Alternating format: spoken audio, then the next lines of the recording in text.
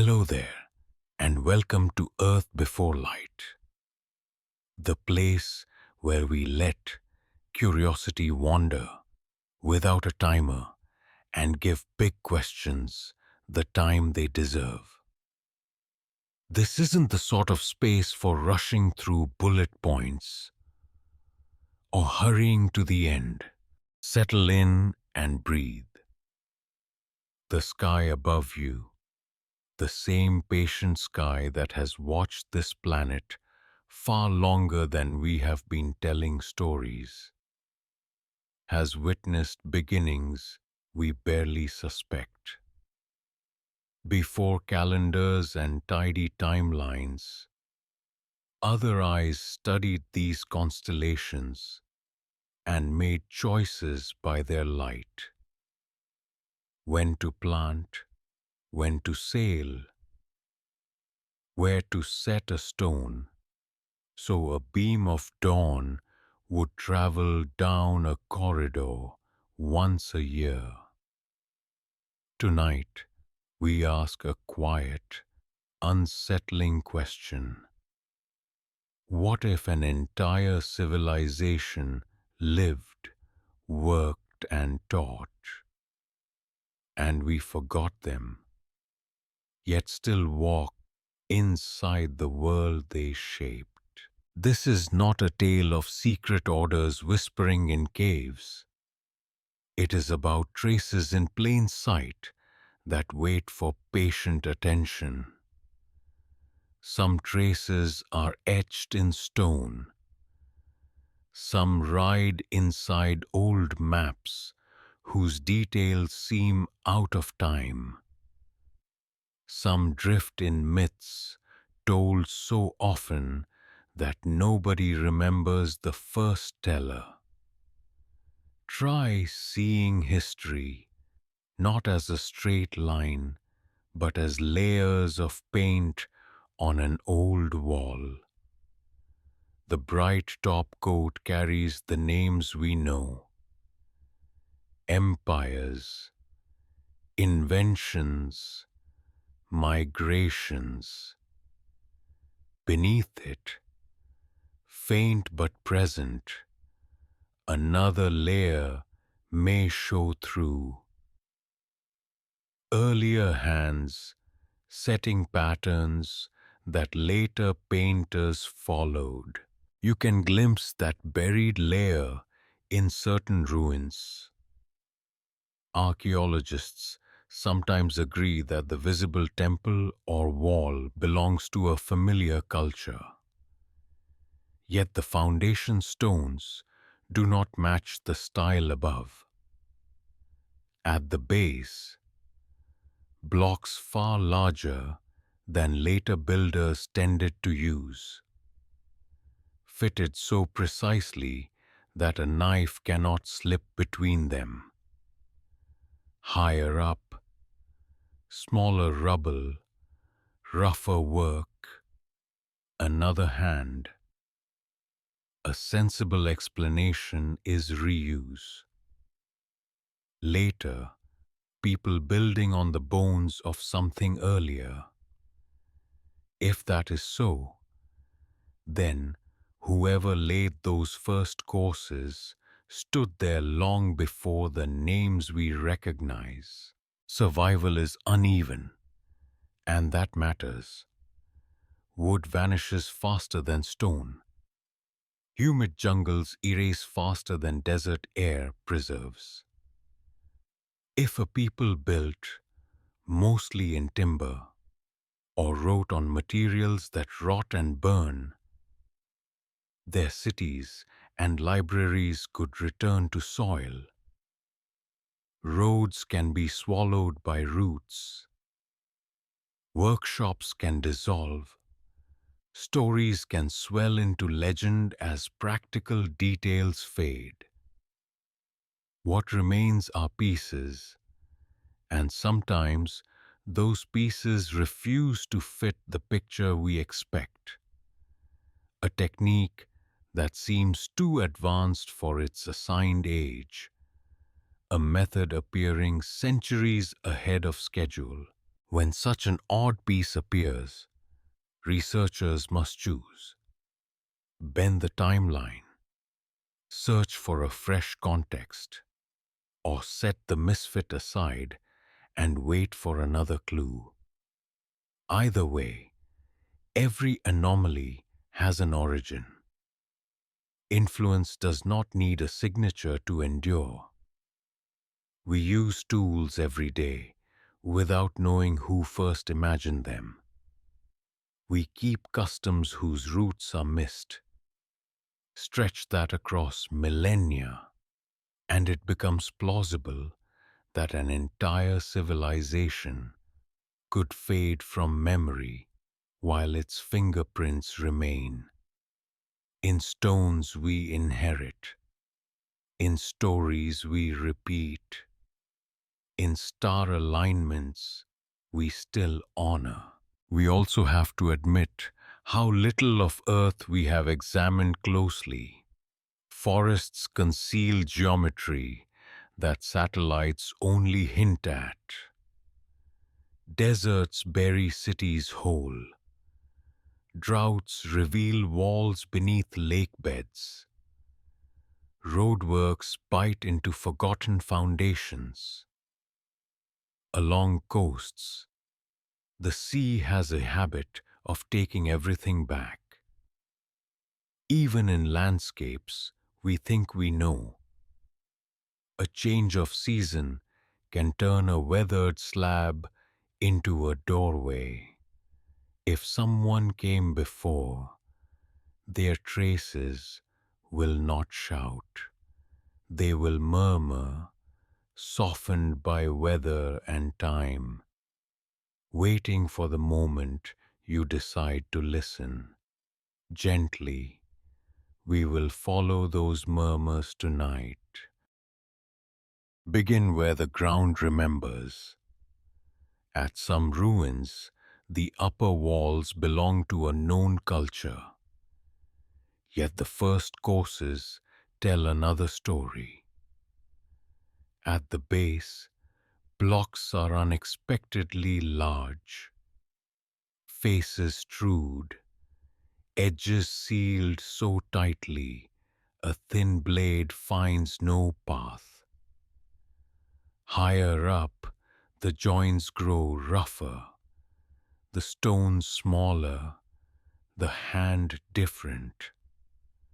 The ordinary answer is reuse. Later builders claimed a strong skeleton and raised their own rooms on older bones. Stones speak in patterns. Quarry choices, the order of placement, the geometry of corners, and alignments to light and landscape. Follow a wall, and you may see an axis that nods to a sunrise, a doorway that catches noon on one day each year, a sight line tying a threshold to a hill or star.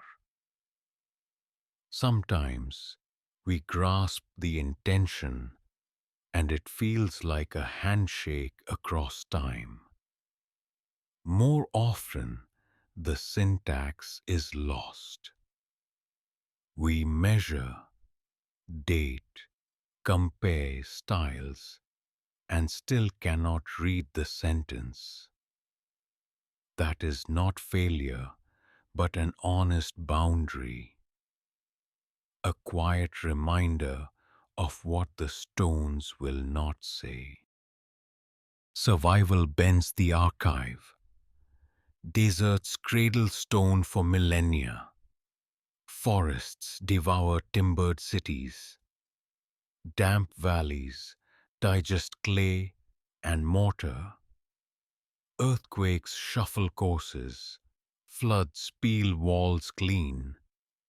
Dunes turn roofs into hills. What endures is not always what mattered most to the makers.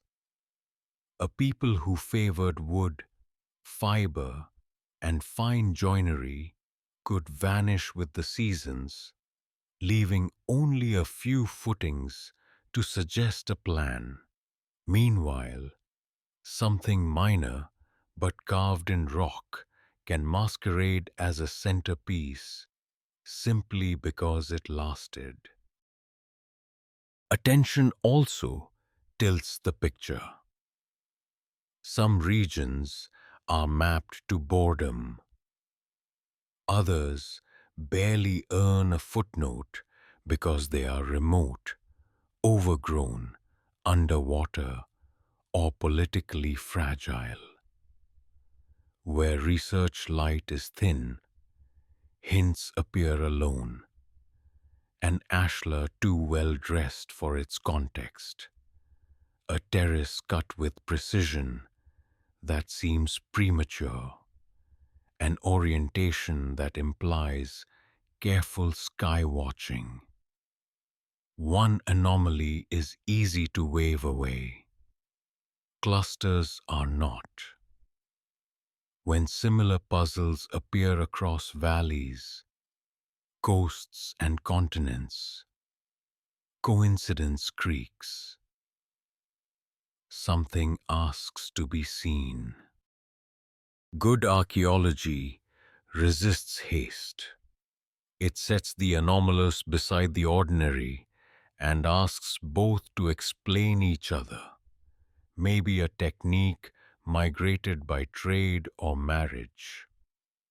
Maybe a tool maker carried a habit of measurement from one shore to another.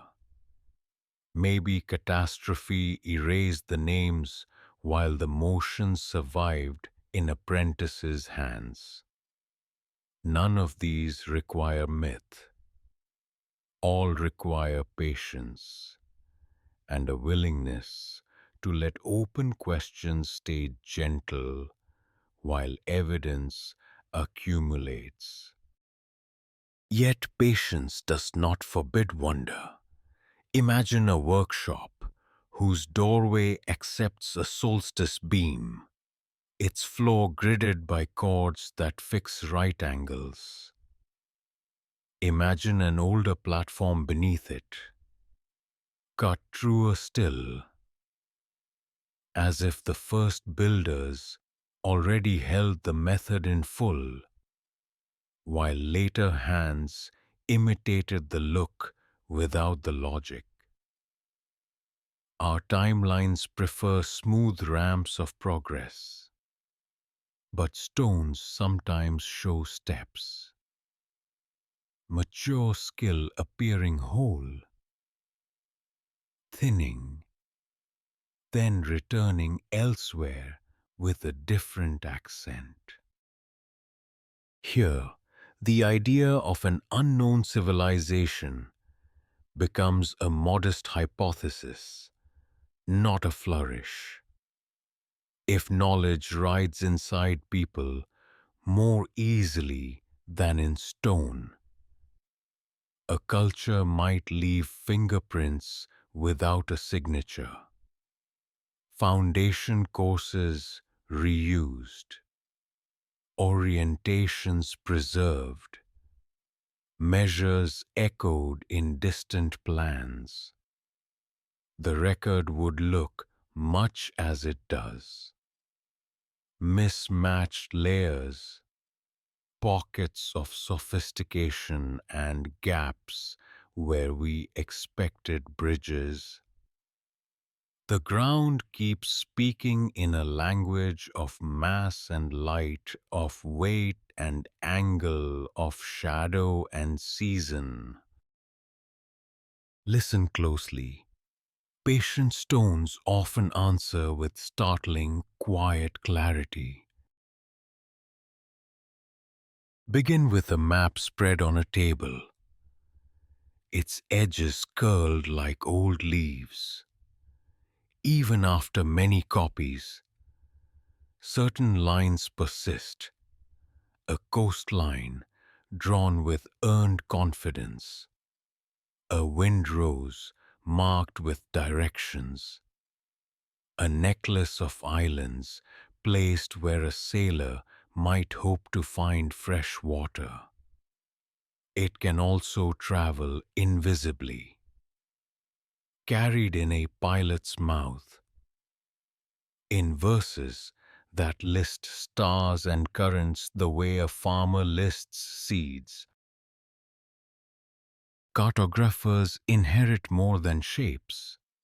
They inherit habits. How to anchor a chart to a meridian. How to turn walked distances into measured ones. How to let a compass whisper along a straight edge until a harbor comes true. When a map seems to know a coast before official surveys reach it, historians look for ordinary conduits, trade that pushed farther than assumed, fishermen who wandered beyond taxes and chronicles, castaways who taught new captains to read a difficult patch of sea. None of that requires legend, only contact and memory. Myths perform similar work under softer light. In story, a hero follows a river of darkness across the sky, leaps from one bright stone to another, and returns when the birds change direction. To a child, that is wonder. To a navigator, it whispers timing. Ride the seasonal winds. Set out when the ocean's pulse turns. Arrive with the rains. Stories survive because they delight. Tucked inside, like a seed beneath sweet fruit, are instructions that help communities cross mountains, deserts, and channels without ever naming the technique. Oral maps can surpass ink when the landscape itself is the atlas. Walkers recite sequences of landmarks, each with a verse attached. Sailors memorize star paths that rise and set at known bearings, pairing them with swells felt through the hull at night. Routes are not just lines, they are rhythms of cloud, bird, tide, and temperature that return with the year. If an older culture traveled widely and taught discreetly, later communities could inherit reliable routes and harbor facts without the teacher's name attached.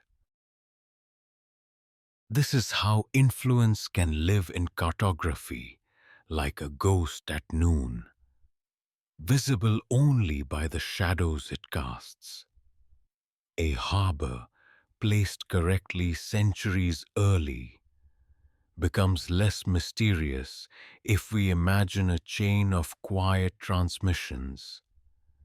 An artisan copying a coastal outline from a pilot's sketch. A port official purchasing a foreign chart.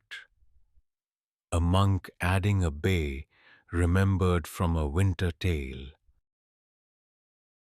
Skepticism is part of the compass. Careful historians ask whether we are projecting modern precision backward or mistaking coincidence for inheritance.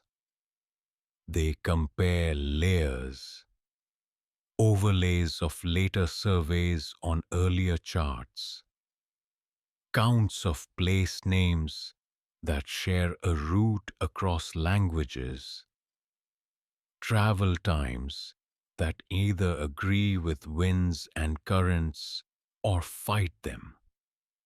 When the agreements stack up, a faint trail emerges, not proof of a lost empire, but proof that knowledge moves along human contact the way water follows a gradient.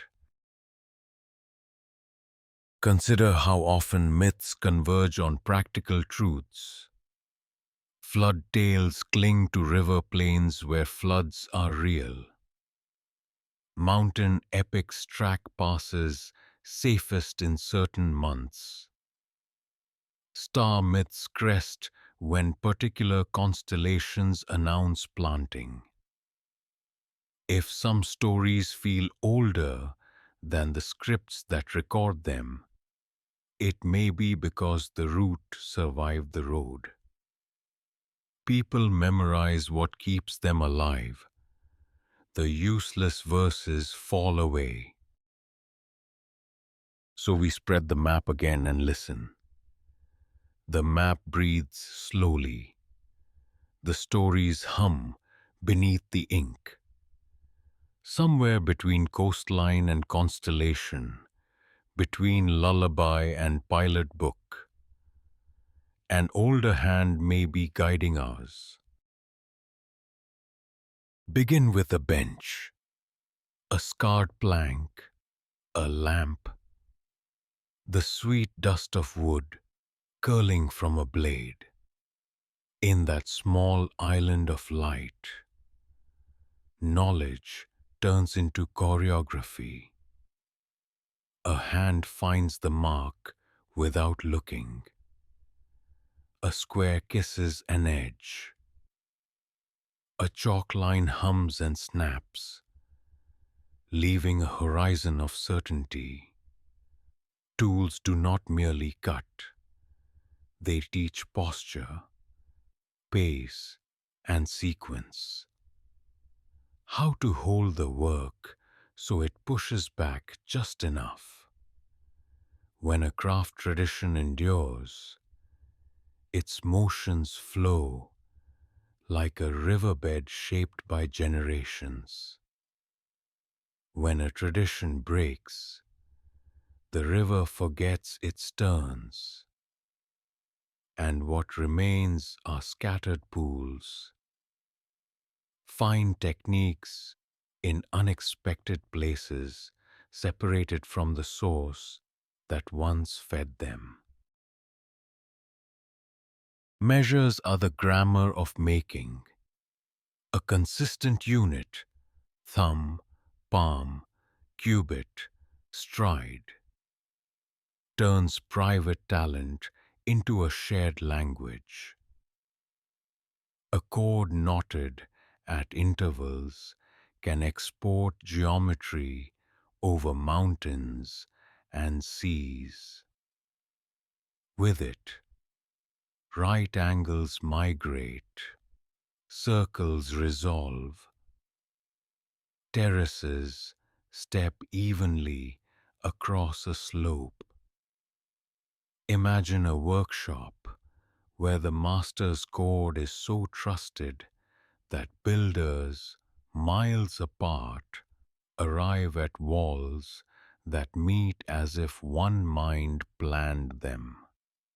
If the cord survives, but the origin story fades, the pattern remains while the name of its author dissolves into time.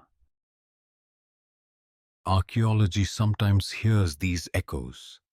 Ratios recur in doorways from distant valleys. Auger holes keep familiar spacing on beams that never met. Lintels settle into recognizable fractions. Trade can spread such habits. So can apprenticeship that hops from harbor to harbor. A quiet diaspora of measurement sewn into humble work. If a shadow civilization stitched shore to shore, this is how we might meet it.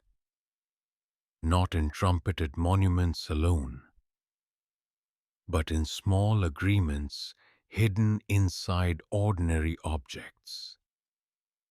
The way bricks are laid, the way a sill accepts light, the way a stair invites the same comfortable stride. Consider metallurgy, where heat and patience conspire. Alloys are recipes with moods. The right quench grants toughness. The wrong one courts shatter. A community that keeps such timings in chant and gesture will leave blades and chisels that surprise us. Tools hard enough to shape stubborn stone. Edges that shrug off desert sand. Dated by layer, these artifacts can look early, as though excellence arrived before its time. Perhaps it did, then thinned, then returned elsewhere as refugees of skill found new homes, carrying furnace wisdom in their hands rather than in books. Textiles carry comparable ghosts, a particular weave, a loom width, a dye fixed with ash from a certain tree. These form signatures only makers read. A scrap in one climate, an impression in clay elsewhere, a basket pattern on a far shore, pieces that rhyme. To the inattentive, they are quaint. To the patient, they are coordinates, threads mapping seasons and fairs, river crossings and marriages, neighbors teaching neighbors beneath eaves and lanterns, until the technique belongs to everyone and to no one. The loveliest echo is proportion, where number meets feeling. Some rooms calm the body before the mind explains why. Window, pillar, and span relate in ways our nerves approve. Proportion travels lightly. A rule of thumb, penciled on smoke-dark wood. A carpenter's song counting beats between pegs. If an old rule guided many hands, we may be living inside its afterglow, each time a street feels right, each time a stair rise fits the stride of strangers, each time sunlight lands on a threshold with quiet ceremony. Skepticism steadies the heart. Ratios can converge by chance. Chords stretch. Units drift as the hitch rides between tongues.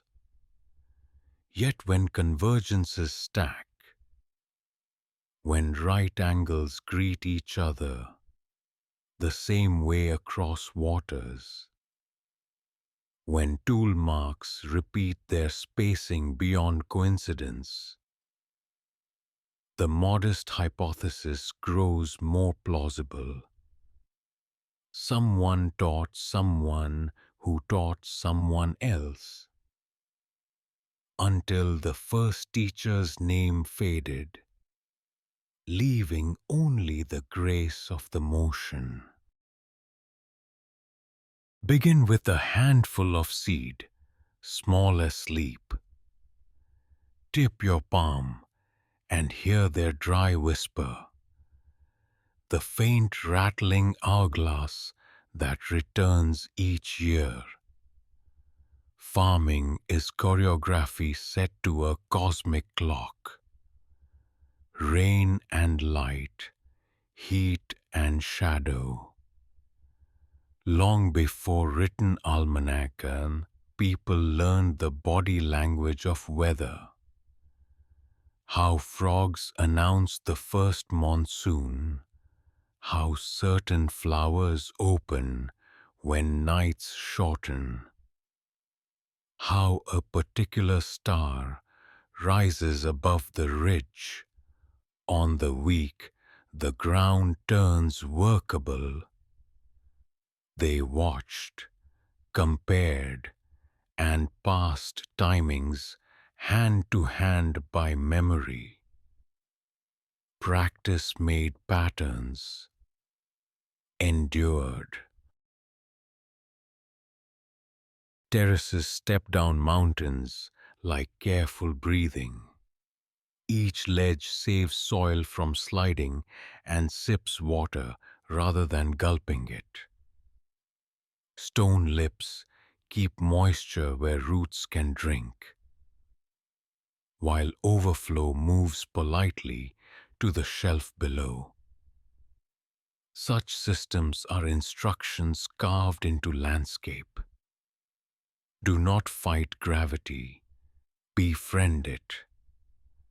An older hand might have shared that lesson across many valleys, leaving a grammar of slopes we still read with our feet, where visitors see scenery, farmers see sentences, levels and gradients, catchments and spillways, syntax that turns hillsides into bread. Irrigation is memory written in motion. A canal knows where the river fattens after snowmelt and where it sulks in late summer. Gates and weirs are punctuation marks. A field drinks when the sentence opens, waits when it closes.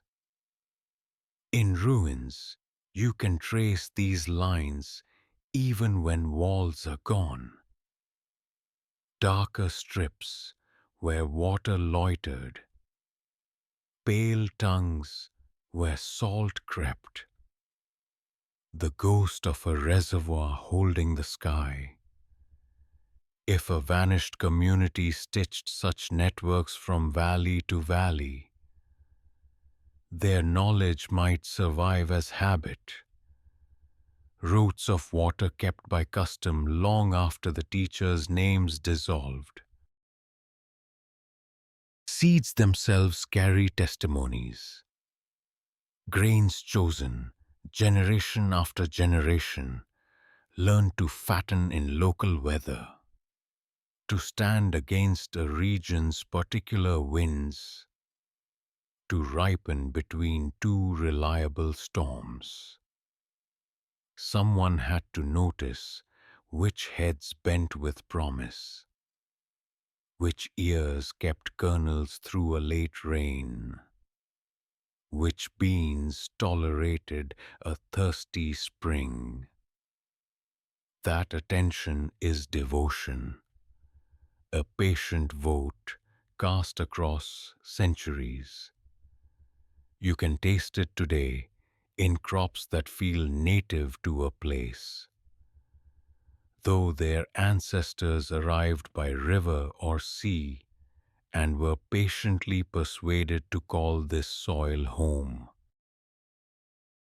Storage is the quiet twin of growth. Granaries breathe through vents arranged like small constellations. Cool floors keep weevils drowsy. Sealed jars bank a village against lean months. Clay stamped with patterns may not be decoration alone, but bookkeeping in texture. How much, whose, and when to open. An older tradition could persist inside such designs unnoticed, like a melody whistled by a child who never met the composer. The grammar of survival is shy but stubborn, and it prefers repetition to credit. Then there is rotation, the turning of fields through families of crops. Legumes fix nitrogen, grains spend it. Fallow seasons invite flowers that call bees and rest the soil. A calendar can be lunar, solar, and vegetal at once. New moon for planting, equinox for pruning, the blossoming of a hedge as the bell that tells you to harvest before the rains. Myth and method meet here without quarrel. A tale about a sky god's reunion may simply wrap a reminder to sow in the week when temperature and daylight align with patience and hope. Skepticism keeps our feet on the ground. Similar landscapes teach similar lessons. Yet, when terraces in distant ranges share uncanny proportions, when irrigation logics rhyme across languages, when sowing songs separated by oceans name the same star before dawn, it grows plausible to imagine teachers whose names were lost, but whose instructions stayed faithful in the soil. Begin with the sudden hush before a storm, the way birds vanish from the sky and dogs creep under tables. Catastrophe has a sound, pressure shifting, waves clenching their knuckles, a breath held by mountains. Across Earth's long memory, eruptions, quakes, floods, droughts, and long winters keep arriving like unwelcome guests who take the good chairs and stay. Civilizations adapt when they can. When they cannot, they fold, and their libraries learn to speak in dust. Imagine a coastal city that read the tides like scripture. One year, the sea swallows more than it gives back, dragging quays and markets into grey water. Families move inland for a season. The season stretches into a generation. Children grow up far from harbors, and the old words for winds thin into metaphors. The city is not lost. It is carried away by inches until the map becomes a rumor, and the rumor becomes a myth about a place once bright. Volcanoes edit history with ash.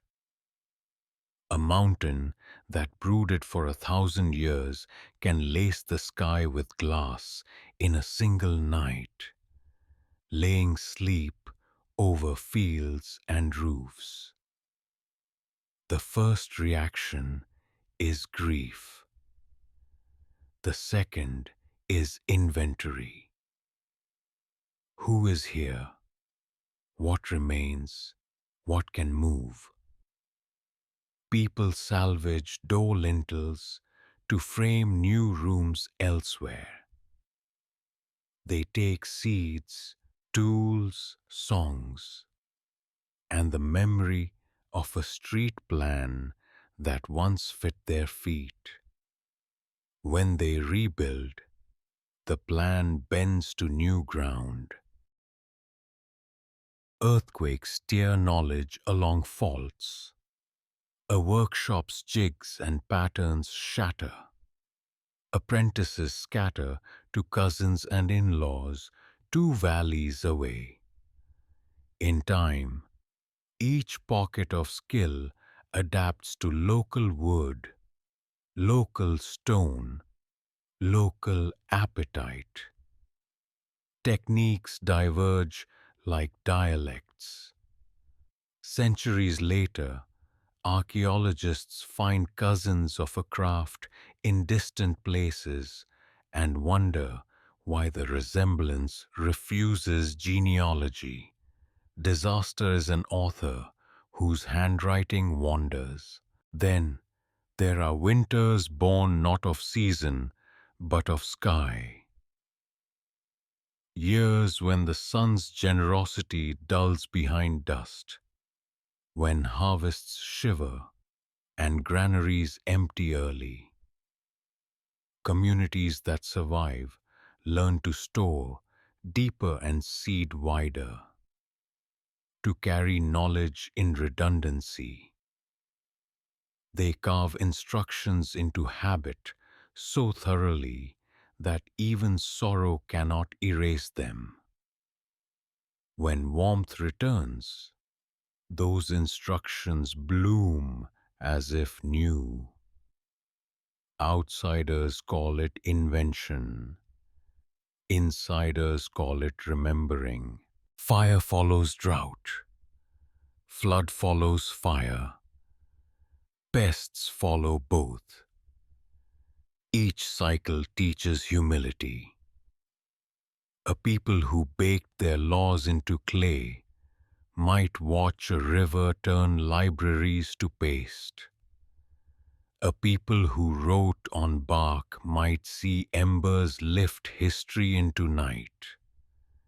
If an older civilization prized resilience over monument, it makes sense that we would fail to find their self-portraits.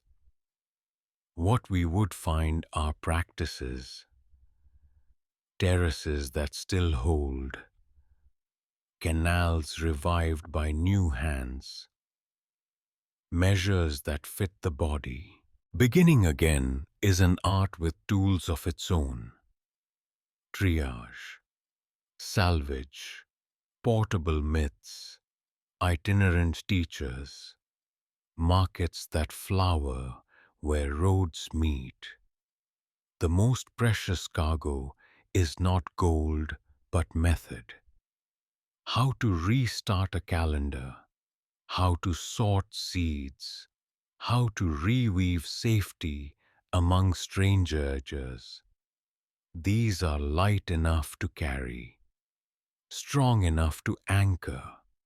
They let survivors turn grief into grammar and grammar into village, until a new map grows from old footsteps. If we listen to ruins with catastrophe in mind, their silences change meaning. Gaps stop looking like failures and begin to look like breaths taken between verses.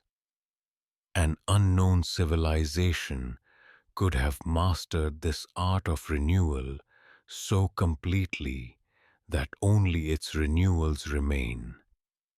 Habits that feel native everywhere because they were taught everywhere, patiently, after every storm. Begin at the tide line, where waves write, erase, and write again.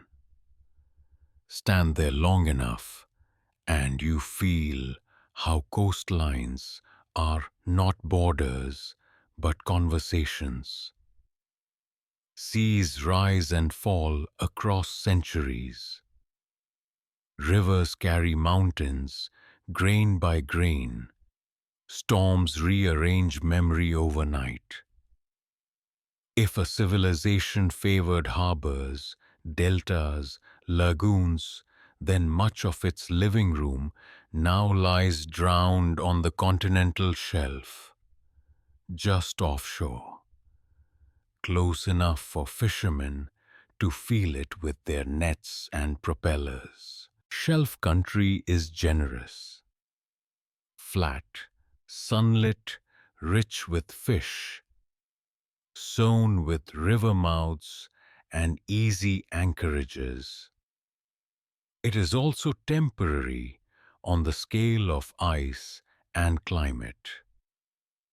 When glaciers locked water on land, shorelines marched outward, gifting vast plains to wanderers and builders. When ice relaxed, the sea returned, patient and unstoppable, gathering back those plains and the towns that trusted them. What the ocean takes, it keeps discreetly, beneath silence, silt, and the green light of depth. Underwater, ruins learn new habits. Foundations host anemones. Doorways school with silver. Streets turn to corridors for slow, grazing turtles. The geometry persists even as purpose dissolves. Divers tell of squared stones where no reef should be. Roads that seem too straight, post holes bitten into rock. Are these nature's clever jokes, or the bones of waterfronts now asleep? Good science answers with tools. Side scan sonar combing shadows. Magnetometers noticing iron memories. Bathymetry painting hills. Even hints are fragile. Nets snag and scatter. Storms rearrange silt. Curiosity is expensive in salt water. Yet each survey adds a stitch. One day a low mound is only sand. The next, under the right light and tide, it looks like a key. Traces gather. Lead anchors, worked timbers, shards whose clays match inland kilns. None sing loudly on their own. Together, they hum a shoreline song. Rivers are accomplices. They hide barges in meanders, then shift their beds, marooning cargo in oxbows that turn to fields. Estuaries move like cats, changing channel, then purring elsewhere for a century. A port that thrived at one mouth can wake to find the river flirting a mile away, turning market into marsh. Abandonment does not always mean failure. Sometimes the port simply wandered off. Stories remember what maps forget. Fishers warn of the town that cuts nets, a patch where stone bites rope. Elders point to a pattern of waves that breaks in fair weather and call it the Old Wall. Folktales place a bell tower underwater whose chimes ring on winter nights. We can smile and still listen. Beneath fable, there is usually a sandbar, a wreck, a scatter of dressed blocks that once guarded barrels of grain. If an unknown civilization taught coasts to thrive, their lessons would travel light. How to read a bar by foam, how to set piles into shifting beds, how to braid brush and silt into living breakwaters. Those instructions could migrate faster than names and survive longer than flags.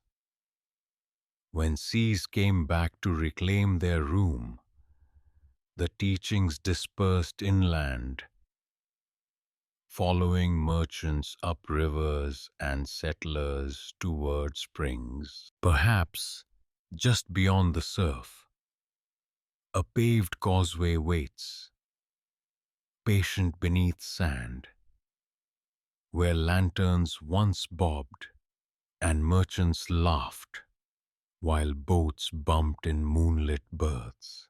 To stand at the tide line is to accept change. Water is patient, and patience outlives empires. Even drowned, cities can still breathe. Through the practices they taught to the next harbors, the next deltas, the next hands arranging stones against the long returning blue. Begin at the water's edge after sunset, when the horizon thins to ink and the first points lift like careful promises. Night is not emptiness to a navigator. It is a classroom where starlight writes on the sea. Before charts were crowded with numbers, people named the sky the way you name neighbors. A rising star marked the path. A sinking one said turn, wait, or shelter. Imagine a canoe, carved lean and sure, its ribs still warm from the day. A pilot kneels low, fingers grazing the surface to test the current's temper. She keeps a mental grid, stars that climb along the bow, those that slide toward the stern, the cross above home when breadfruit ripens.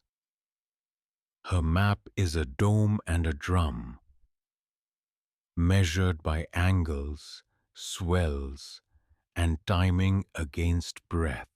Star paths are songs. Each verse steps across the sky by a practiced interval. Each chorus returns in its season. Children learn them beside elders who point with a knuckle or a paddle.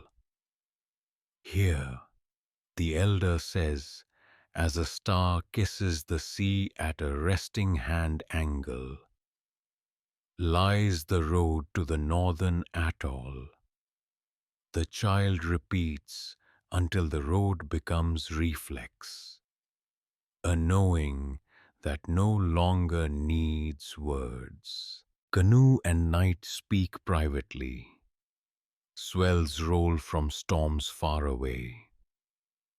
Their direction tells weather the pilot never saw. She reads cross-grain in the water like a weaver feeling threads. If starlight fades, she leans into rhythm. 4 heartbeats for a short sea, 6 for a long one. A small correction when the hull lifts on a slanted wave that hints at a reef ahead. The body becomes an instrument tuned to angle, period, and silence. This is mathematics without slate, geometry without chalk, angles held in muscle memory, dead reckoning kept alive by song, error corrected by humility, and a pause to listen.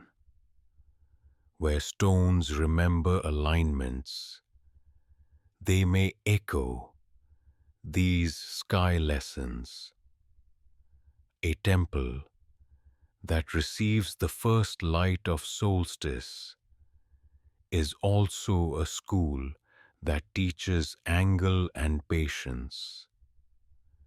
A standing stone that frames a star's rise tells apprentices to trust recurrence and measure time by light. Skepticism belongs on the boat. A single bold voyage can be luck. A tradition that returns across generations is proof. Star schools live in hands and throats because paper molds in salt air and the sea demands portability. If an older network carried these teachings between coasts, the record would look as it does. Place names rhyming across oceans, similar hulls and lashings, paddles weighted alike, wind lore agreeing in many tongues, departures timed to tides and stars. Cities rise and crumble, but night remains punctual. The dome and the drum keep time, and those who listen travel far by that companionship. When such travelers land, their gifts are modest and durable. Better readings of tides, a harbor taken at the proper minute, an island found in weather that turns strangers back. They do not need monuments. They need apprentices who point from new hulls toward the first bright point on the horizon.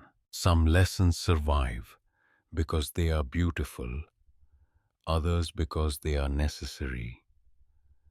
Navigation is both. It binds wonder to prudence, courage to repetition, and the unknown to the comfort of returning. Under a sky that keeps its appointments, the quiet math of night teaches patient hearts to cross distance with grace, to keep faith with cycles and bearings, and to carry the route home as a song. Begin with the lantern lifted at dusk.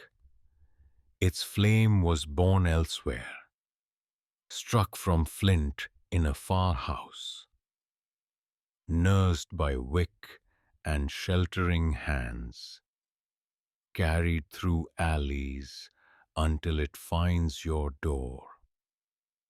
Trade works like that. Borrowed fires moving across the dark, each relay keeping light alive while changing the glass that holds it. Markets are the beating heart of contact. Caravans arrive with bells and dust. Boats reach harbor on the tide. Mule trains breathe on cold passes. At the first clatter of stalls, knowledge begins bartering with itself. A potter watches another throw a thinner lip. A smith tests a stranger's chisel. A farmer fingers a bean that promises to climb better and break softer. Goods cross hands, and so do methods, measures, and words. Fairs keep a calendar of their own. Some bloom when snow retreats from the passes. Others, when monsoon winds promise reliable returns. These rhythms are schools disguised as festivals. We talk, taste, compare, and carry a little of each other home. A dye recipe leaves as a rumor in a basket. A waiting stone teaches two merchants to trust a scale they will never share again. Trade routes map more than geography, they chart trust. Inns earn reputations for honest rooms. Wells acquire names that mean safe. Across these lines, a lingua franca congeals, shared pantry, tool, and pilot words. The glue that lets strangers work together. An older civilization, if it moved softly, might have tended these grammars, teaching chords, measures, and ways to read sky or hill. So travelers met as collaborators, not rivals. Coins and tokens are lessons you can hold. Alloys teach smelting temperatures. Images carry icon and myth to distant kitchens. Consistent weights argue for fairness. Glass beads tell of furnaces. Porcelain whispers, kiln secrets. Woven patterns record how looms were set. Each object is a slow sentence. The root is a paragraph. The fair a library where nothing is shelved and everything is thumbed. Sea trade adds its own choreography. Monsoon logic, out on one wind, home on another, stitches shores that never see each other's storms. In that hinge season when ships wait, harbors become classrooms. Carpenters trade fastenings. Navigators trace charts and stars. Gardeners ask about fruit fit for different rain. Even food carries blueprints. Sourdough travels in pockets. Cheeses smuggle microbes. Pickles ferry brine wisdom that survives weeks at sea. Trust fails sometimes. Bandits learn the taste of spice wagons.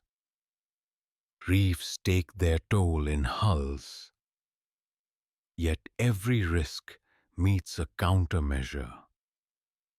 Convoy bells, pilot boats, thorn walls. Markets that pledge restitution if strangers are harmed. Those institutions are artifacts too, delicate yet durable. We inherit them when we haggle, insure, stamp, shake hands in doorways where generations bargained. If a quiet precursor existed, you'd find it not in heroic ruins, but in connective tissue, spindle whorls repeating across valleys, measures that rhyme, road widths matching wheel ruts far away, way stations spaced at the distance a loaded animal prefers before water. Its monument would be reliability.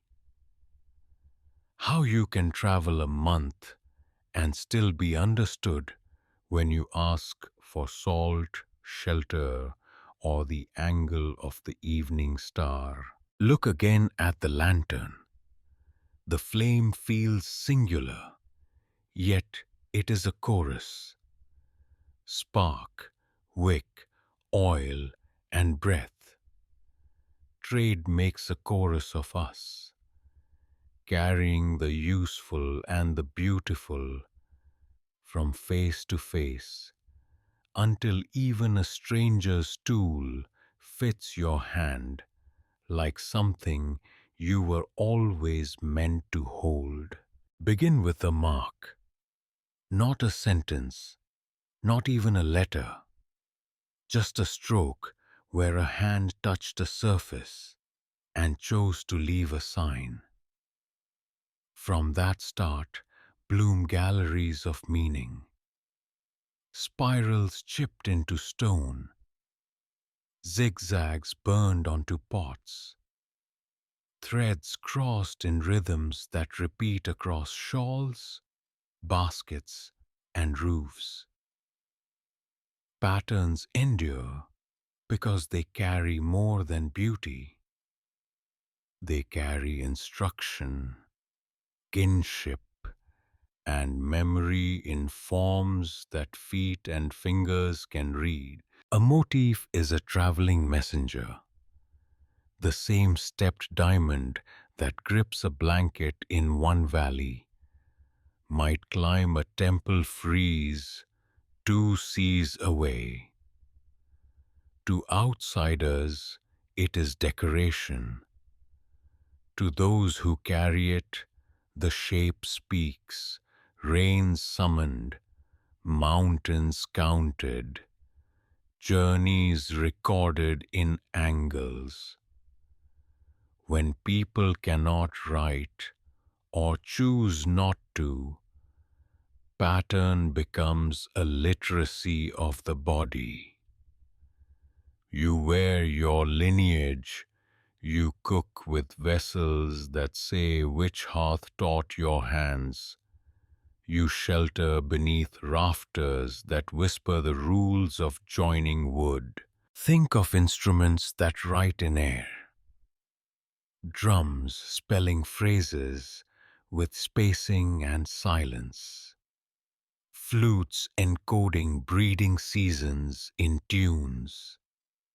Bells tolling harvest counts across hills. Sound is a script that leaves no page, yet leaves behavior, and behavior leaves quiet crossings. Not every script needs ink. A string knotted at intervals can fix measure like a traveling ruler. Grouped knots can tabulate what a granary holds or what a caravan owes. Chords pass pockets like quiet ledgers. Clay tallies do the same in another grammar. Small cones and spheres that mean goats, grain, oil, sealed as receipts. The container matters less than the agreement beneath it. This sign for that promise, this rhythm for that duty, this count for trust. Architecture is a library of recurring curves. A doorway's arch echoes a rib. A courtyard repeats a lungs exchange of air and shade. A lattice moderates light the way leaves tutor wind. Proportion guides without preaching. Children learn a city's cadence by walking it until the body understands. If a quiet precursor seeded certain ratios, we would feel them as comfort before we could explain them as number. Color travels too. A blue needing a plant and lye. A red coaxed from insects. Black from smoke and vinegar. Recipes linking kitchens to looms and altars. Dyes are technologies disguised as delight. When a hue appears far from its usual soil, trade explains part. The rest is knowledge. How to bind tone so rain cannot persuade it to wander. Skepticism asks for patience. Convergent motifs hatch wherever hands meet the same problems. How to strengthen a pot's shoulder.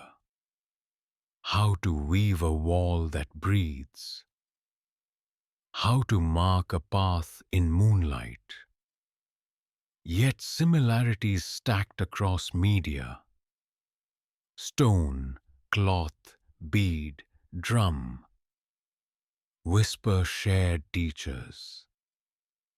A spiral that encodes counting here and calendrics there may share a root in watching ferns unfurl and storms spin. Symbols become boats.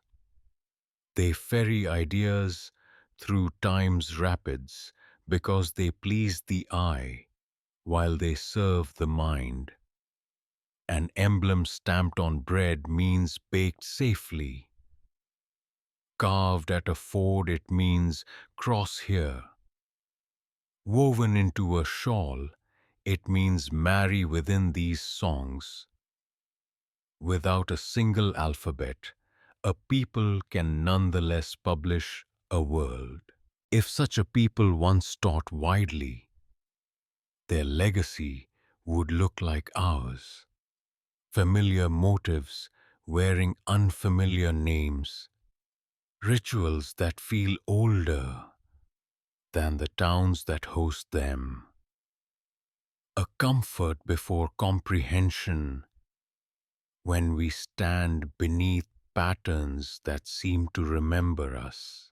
Begin with the small, durable archives our bodies carry, bones that resist weather, teeth that outlast us, tiny spirals of code tucked into the cells of descendants who never knew the ancestors they echo. Archaeology shows us shapes and rooms. Genetics hums the music that once filled them. When stones fall silent, marrow and enamel keep speaking about journeys taken, meals eaten, and meetings that braided families who once called each other strangers. Teeth keep calendars in their growth rings. As enamel lays down, it records seasons of hunger and abundance, of fever and recovery. In bands, a microscope can read like a diary. Ratios of strontium and oxygen betray the lands where water was drunk and plants were grazed. A child whose early teeth formed in one geology and whose adult molars finished in another tells a story of migration without uttering a word. Multiply that child by hundreds, and roots bloom across maps that writing never saved. Footpaths, river bends, harbor waits, highways traced in enamel. Bones are softer narrators but generous ones. Collagen, when luck preserves it, carries isotopic signatures of diet, marine or riverine, field or forest, herd or seed. Healed fractures tell of falls survived and care given. Muscle attachments hint at habitual labors. Oars pulled, baskets carried, mortars lifted. Even stature responds to the long mood of a community. Years of feast, years of lean. The steadying effect of reliable grain and unbroken seasons that let children stretch into their intended height. Then there is the code itself, the threaded alphabet of life passed hand to hand. Genomes remember meetings more faithfully than stories do, because a child leaves a record where affection does not. When distant valleys share stretches of rare sequence, when islands carry a mainland's genetic lullaby, we infer boats, caravans, marriages, and adoptions whose names are gone. Admixture is the word genetics uses for such kindness. Lines once separate choosing to weave, strands agreeing to hold. Skepticism is essential here. Contamination, small samples, and overconfident models can turn whispers into seeming choruses. Good work moves carefully. Independent labs, blind tests, dates checked against the earth, and context strong enough to support interpretation. Even then, genetics offers probabilities, not portraits. It tells us that people met, and that meeting changed the future in ways both tender and tectonic. Across continents, we see patterns. Populations expand and contract like lungs. A new tool or crop arrives, and genes ride along the exchange like hitchhikers. Sometimes a small group contributes an outsized legacy. Founder effects that make a rare trait common, a local disease less dangerous, a palate more tolerant of milk or bitter greens. A predecessor could hide in plain sight, a cluster whose signal appears, diffuses, and lingers as echoes in modern families. Teeth and bones also speak of kinship networks that outlived cities. Burial grounds show clusters of related people beside unrelated allies, suggesting adoption, fosterage, and ritual brotherhood. Women moving at marriage link valleys. Traders pair distant cousins by luck on the same key. The genetic record is full of handshakes we forgot to write down.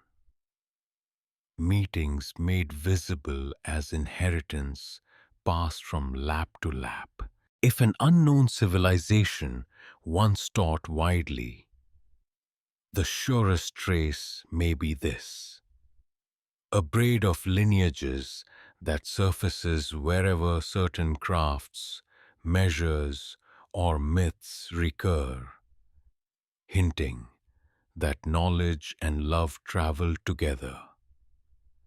Bodies, after all, are the oldest libraries, and children are their most faithful books. To read them is not to claim certainty, but to admit that maps of blood and bone sometimes sketch coastlines long before our histories catch up. Begin with a circle of light. Night presses the hut or courtyard. In the fire's bright core, faces lean forward, shadows breathing as if the walls listened. Here, under smoke that writes on the rafters, knowledge puts on the costume of story. A recipe becomes a quest. A route becomes a riddle. A safety rule dresses like a joke a child will beg to hear again. Stories are mnemonic boats. They cross winters, hunger, and frightened years because they delight, and because delight invites repetition strong enough to keep instructions alive. Around such fires, teachers without names make apprentices without schools. The storyteller's hands carve invisible maps. Her voice arranges time. First, she says, when the bright hunter stands over the eastern hill, tie the vine and set your traps. Then, when the small dog star clears the river mouth, launch, but only if the elder wind is steady. She smiles at the children who whisper the lines with her. That smile is a graduation. No parchment required. Guilds refine the method. A mason's chant counts courses. A weaver's song encodes pattern. A navigator's lullaby hides bearings in the rise and fall of a simple tune. Music makes error audible. If you miss a syllable, the knot misbehaves. If you rush a bar, your angle drifts. The body becomes a metronome. The craft, a choreography. The chorus, a certificate anyone with ears can test. Travel spreads the fires. Itinerant healers trade hums against fevers. Midwives swap herbs and talismans. Blacksmiths recite furnace moods in verses easy to pack. At seasonal markets, troops carry plays whose jokes hinge on practical facts. Which clay cracks in frost? Which fish must never be dried in shade? Laughter is honey over instruction. The audience leaves with knowledge sticky on their hands. Some stories are keys. They unlock dangerous knowledge gently. How to smelt, how to preserve, how to cross disputed ground without sharpening old grievances. Metaphor does the diplomatic work. A quarrel becomes two mountains learning to bow when fog rises. A poison becomes a jealous spirit who sleeps if you sing the correct lullaby while stirring. Superstition? Perhaps. Also a container, sturdy enough to ferry caution across centuries. Catastrophes test the system. When libraries burn, the curriculum keeps walking. Grandmothers stitch history into lullabies.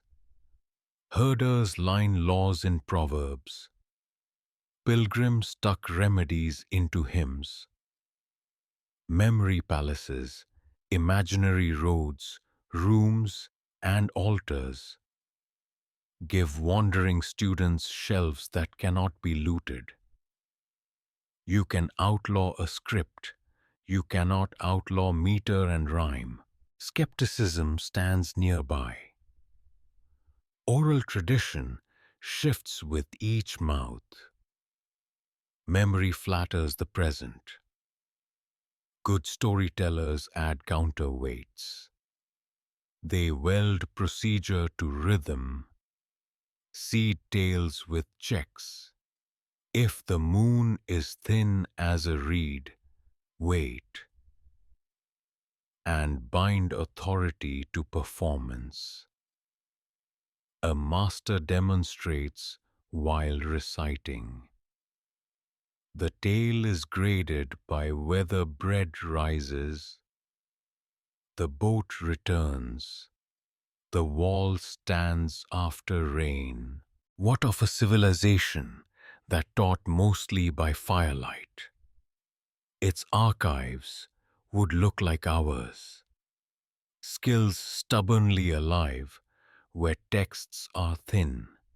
Rituals whose purpose appears only in practice. Jokes whose punchlines are instructions. We might never learn their names. We would know them anyway, each time a child repeats a proverb that keeps fingers, lungs, or neighbors safe. The flame gutters. Embers glow like a scattered constellation. One by one, lamps are tipped to take a spark home. That is the curriculum's final exam. Can the lesson travel, light another hearth, and still be itself? Begin with a shadow that moves. On a quiet courtyard wall, a slim blade of darkness climbs, stalls, and falls. A child marks its edges with charcoal. Day after day, the marks braid into a ladder of light. This is how calendars begin. With attention, with repetition, with someone who needs to know when to plant, when to travel, when to expect the river to loosen its grip. Timekeeping is not luxury.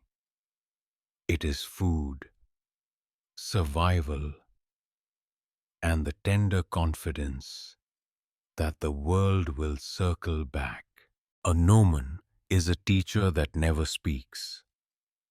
Set a straight stick, watch the sun write its slow curve, and you learn declination without names, solstice without poetry. Arrange stones to greet the longest dawn.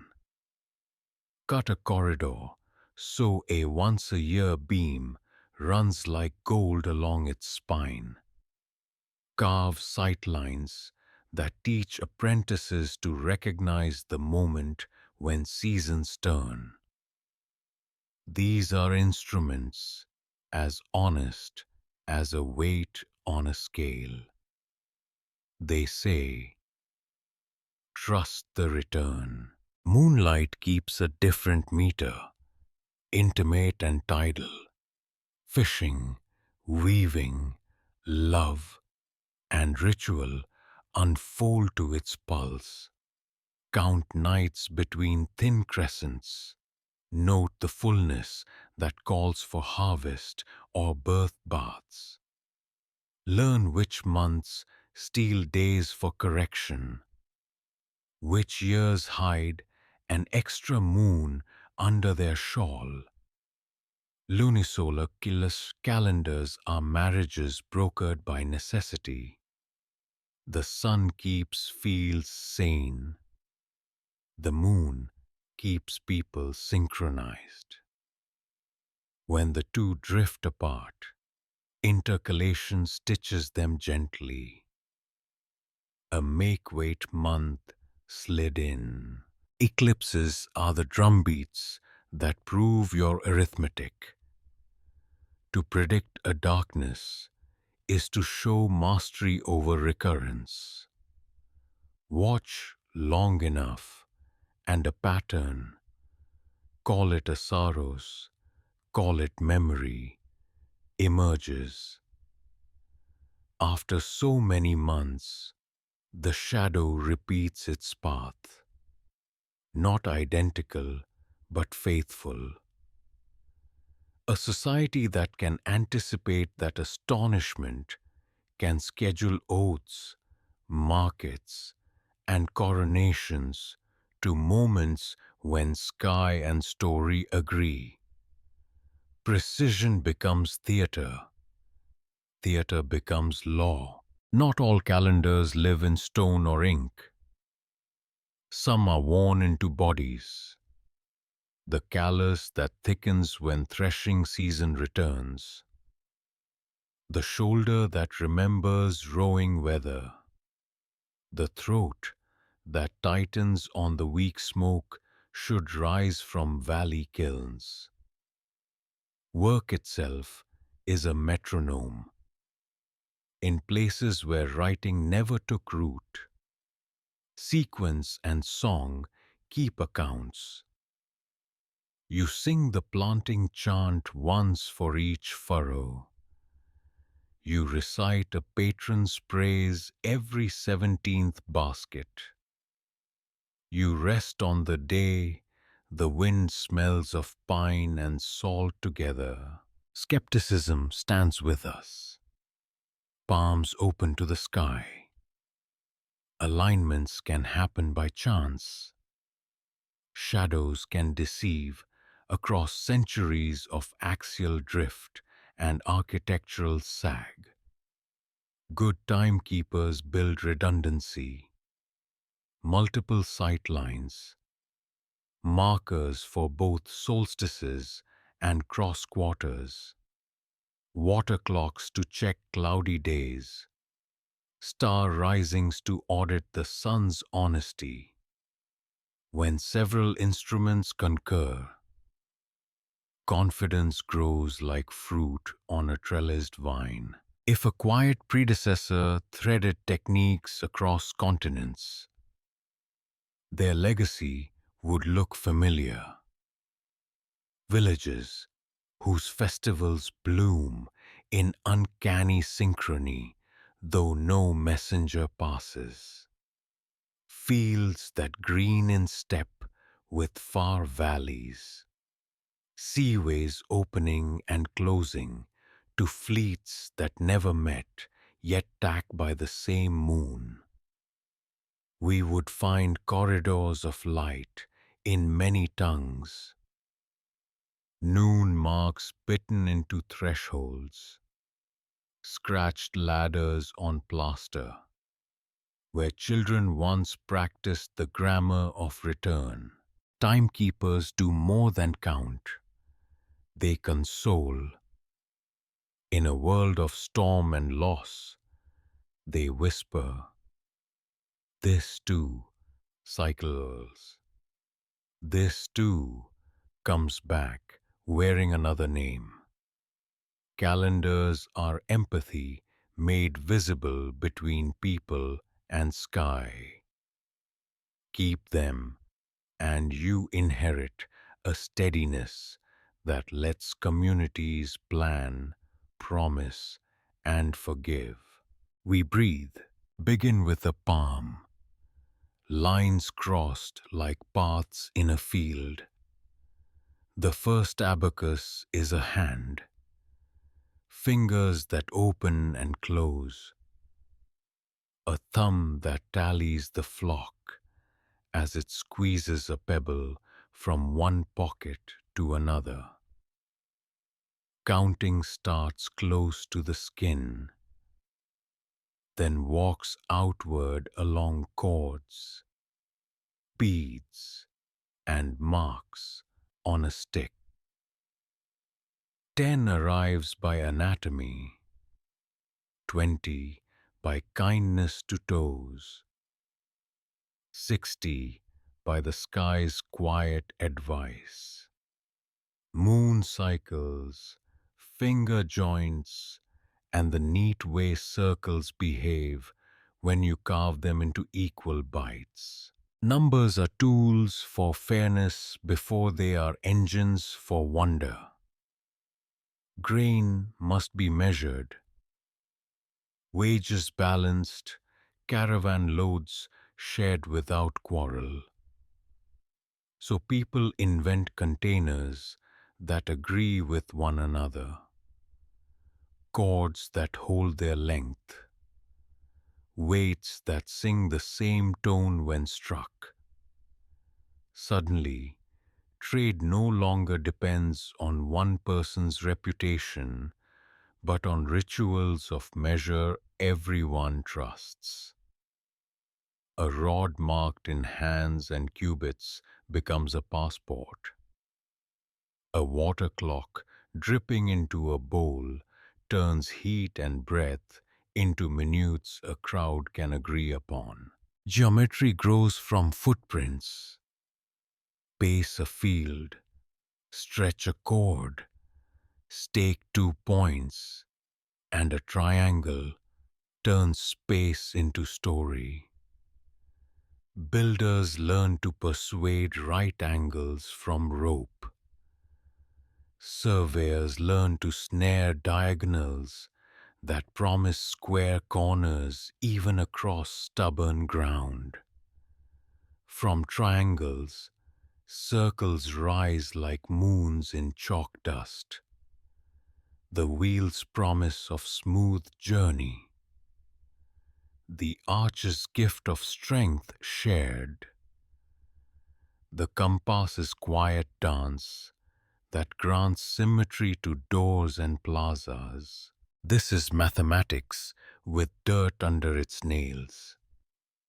You taste it in brick counts and staircase risers. In the way a bridge refuses to sulk under rain. A ledger whispers arithmetic. A roof beam advertises trigonometry by survival alone. When an older tradition threads through later work, its signature may be a habit of ratio, spans to heights, courtyards to rooms, windows to human breath. We feel such harmonies as comfort before we read them as fractions. Numbers also tame absence.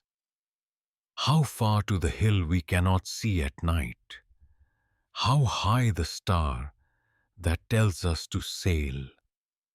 A staff angled to the horizon, a notch aligned with a shoulder, a measured pole's shadow, all become sentences that make the invisible negotiable. Even debt and promise live here. Little stones in a jar, notches on a tall stick, knots in a string, proves that memory can be audited, that tomorrow owes today a reply. Skepticism keeps one foot on the ground. Ratios converge when many crafts chase the same efficiencies. Base systems bloom for reasons as ordinary as finger count. Yet convergences that travel together, shared measures, recurring spans, matching surveying tricks, hint at teachers passing through markets and quarries, at a curriculum without schools, where we find 60 speaking fluently to time, to angles, and to trade. We may be overhearing the after echo of a very old conversation. The loveliest feature of number is mercy. It allows knowledge to be portable. A rule of thumb jotted in dust. A chant that encodes a proportion. A diagram sketched with a burned stick on a door. When cities fall, such seeds ride pockets and lullabies to the next valley. A civilization can vanish while its mathematics keeps walking, visible wherever walls stand plumb.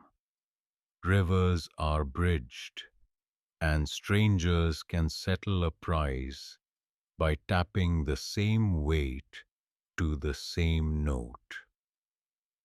And number has humor too. A market joke about 3 loaves for 2 coins teaches fractions faster than chalk. A child splitting berries learns division by sweetness, not symbol. It sticks by laughter. Begin with a bucket on a rope. A child leaning backward to lift water from a well. The bucket does not know equations, but the rope does. It translates weight through a wheel so small hands can borrow strength from distance. Everyday physics is a book most ancestors read without letters. They learned by repetition that a longer handle forgives weaker arms, that a ramp convinces boulders to behave, and that a wet cloth across a doorway pulls evening cool into a room by the courtesy of wind.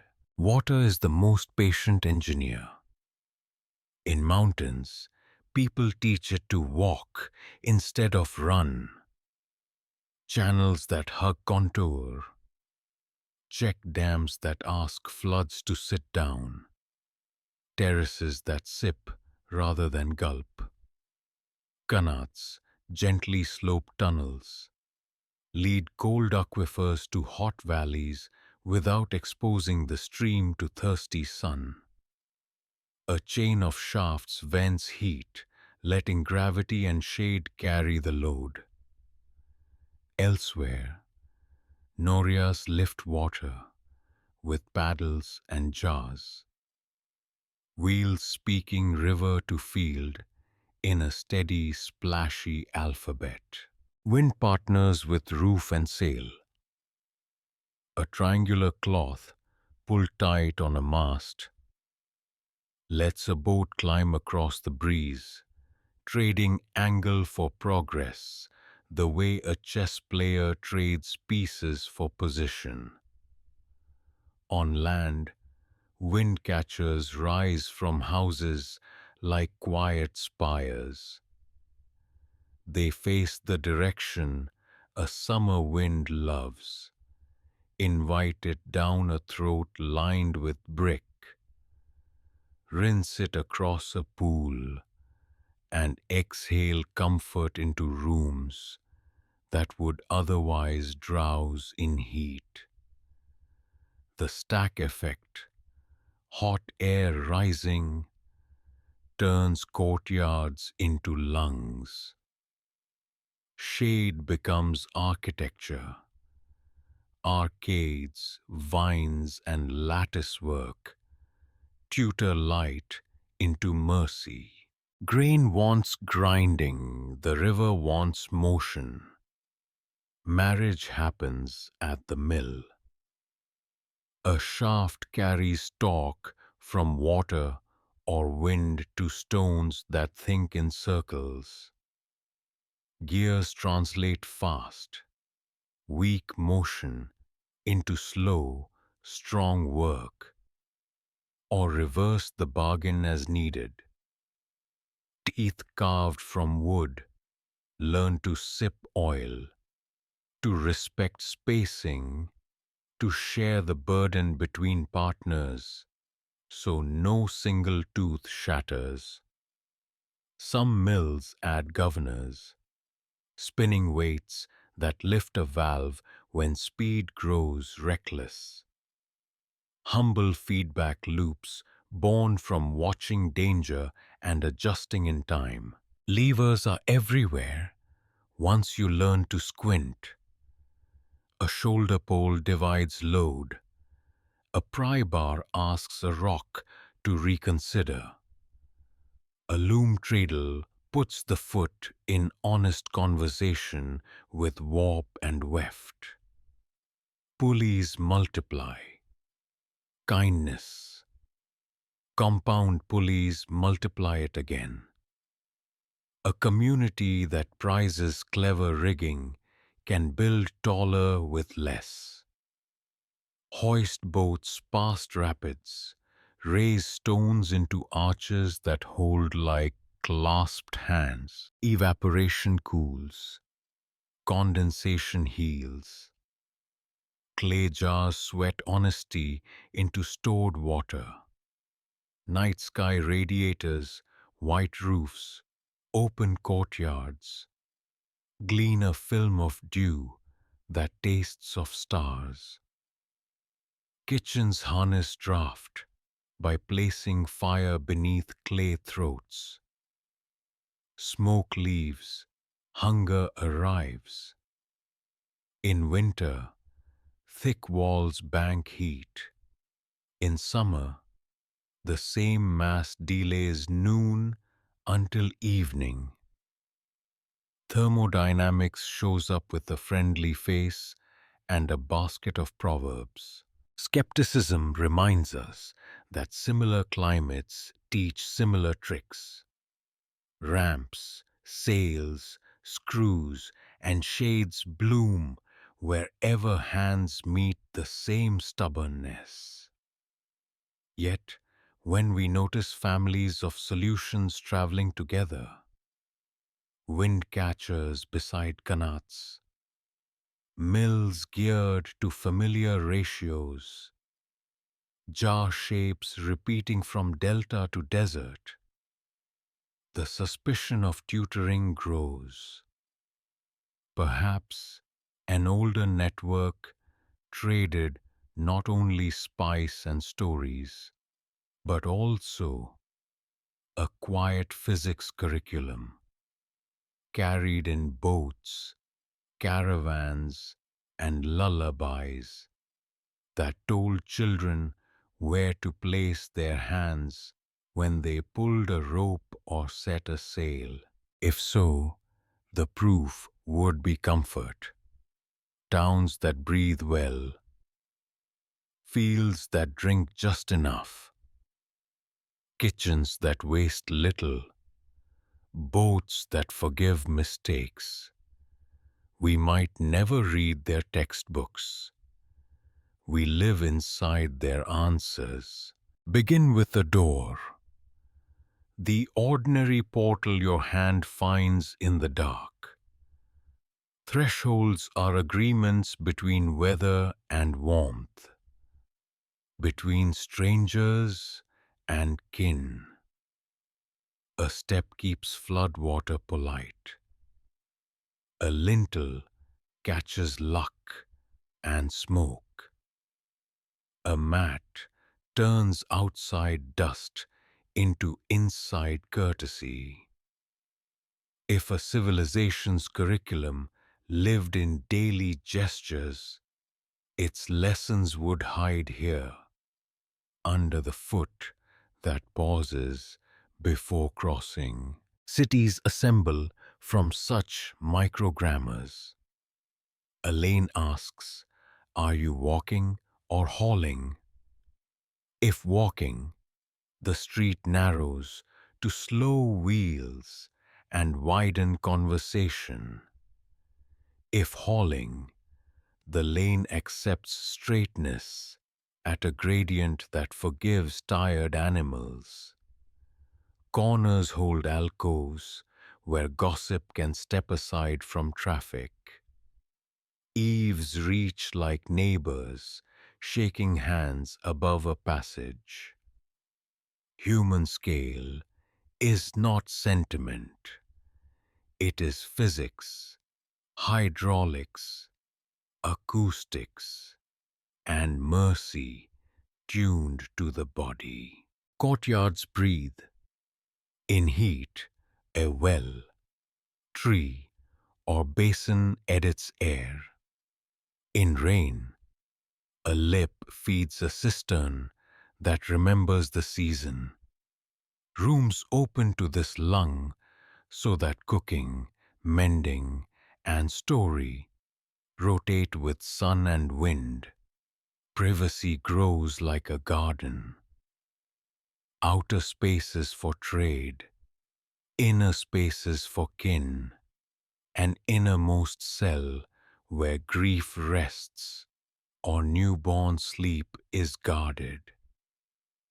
The plan travels. Brick, mud, timber, or stone adjust while the grammar keeps its rhythm. Drainage is the city's quiet conscience. Channels below the paving slope. Traps borrow gravity to keep smell from walking back upriver. where roads crown, carts stay dry, and feet stay friendly, where alleys dip, silt collects in basins sweepers love, a culture that treats waste as a guest, fed, escorted, and seen off, writes health into brick without preaching. Markets script the weak, arcades cast cool shade, stalls repeat dimensions so cloth, grain, and fish can be weighed without quarrel. A fixed module, palm, cubit, pace, travels from shop front to shelf, from bench to beam, until wood and stone agree on a shared beat. Even night has a plan. Lamps at intervals, shutters that speak with slats, bells that tell when streets belong to carts, feet or silence, temples, wells, baths, and ovens anchor districts by cadence. The oven's dawn plume draws mothers and gossip. The bath's evening steam gathers shoulders. The well keeps noon honest. Names follow. Baker's Bend, Lantern Row, Sparrow Court. A child can run errands because the city repeats its phrases, promising bread where bread belongs, water where water waits. Walls remember storms. On coasts, parapets turn spray. On floodplains, berms marry streets, making rivers respect the calendar of humans. Gates set rituals of entry. Pause, remove dust, offer a word. So commerce does not abrade trust. Watchtowers are clocks. Signal lines rehearse emergencies. Storehouses sit higher than quarrel, because stored grain must be loyal to everyone. Skepticism stands at the crossroads. Similar climates teach similar plans. Yet when modules, courtyards, drains, and market rhythms migrate together, appearing in ports and caravan towns a sea apart, the suspicion of tutoring grows. Perhaps an older network did not found cities so much as tune them, passing a repertoire of comforts. How wide a lane to keep voices kind, how deep a step to slow a wheel, how many lamps from gate to square, so the anxious return calmer than they left. Homes are theaters where a civilization's vows become practice. If we feel right in streets we have never seen, perhaps it is because their builders learned from teachers without names, and their lessons survived in brick, shadow, and the gentle art of arrival. Begin with a clap in an empty courtyard. The sound leaves your hands, touches stone, returns as a softened twin. In that interval lives a teacher. Ancestors read echo the way a mason reads plumb. If response arrives crisp, walls are honest. If it smears, the space asks for curve, lintel, tapestry.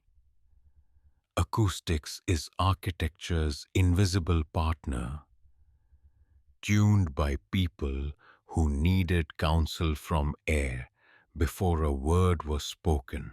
Work keeps time with the ear. Quarriers tap wedges to a shared rhythm so stress travels evenly. Rowers chant to keep blades chewing the same length of river. Reapers set strokes to a beat that pardons fatigue. A rhythm is a safety rope across long labor. When it tangles, someone rests. When it glides, the day shortens. Guilds kept songs not for charm, but calibration. Measure lives in the throat as surely as on a rod. Ritual listens as much as it speaks. A temple cup makes a note when filled to the right height. A drum hum tightens with weather, warning of rain before clouds confess. Conch and bell mark thresholds for markets, mercy, mourning. Where a city meets water, horns lengthen voices, threading fog. On coasts, certain stones ring when struck, announcing safe landings to boats that can see only grey. None of this requires myth. It requires attention trained over lifetimes. Silence, too, is designed. Lanes narrow near bedrooms. Arcades filter hoof and wheel. Courtyards hold trouble like the ear of a house, letting it cool before it reaches cradles. Some quarters keep quiet hours, not from law, but from courtesy rehearsed until it becomes muscle memory. Shutters soften wind, lamps dim, fountains whisper low. Peace is engineered by 1,000 adjustments you barely notice when they work. Grand spaces pursue intelligibility. Amphitheaters ask stone to carry syllables uphill with minimal confusion. Builders discover that broken lines scatter echoes, that a seat's batter, a stair's rise, a wall's tooth can comb sound like hair before a feast. Even markets practice acoustics. Auctioneers stand where awnings bounce voice toward coin.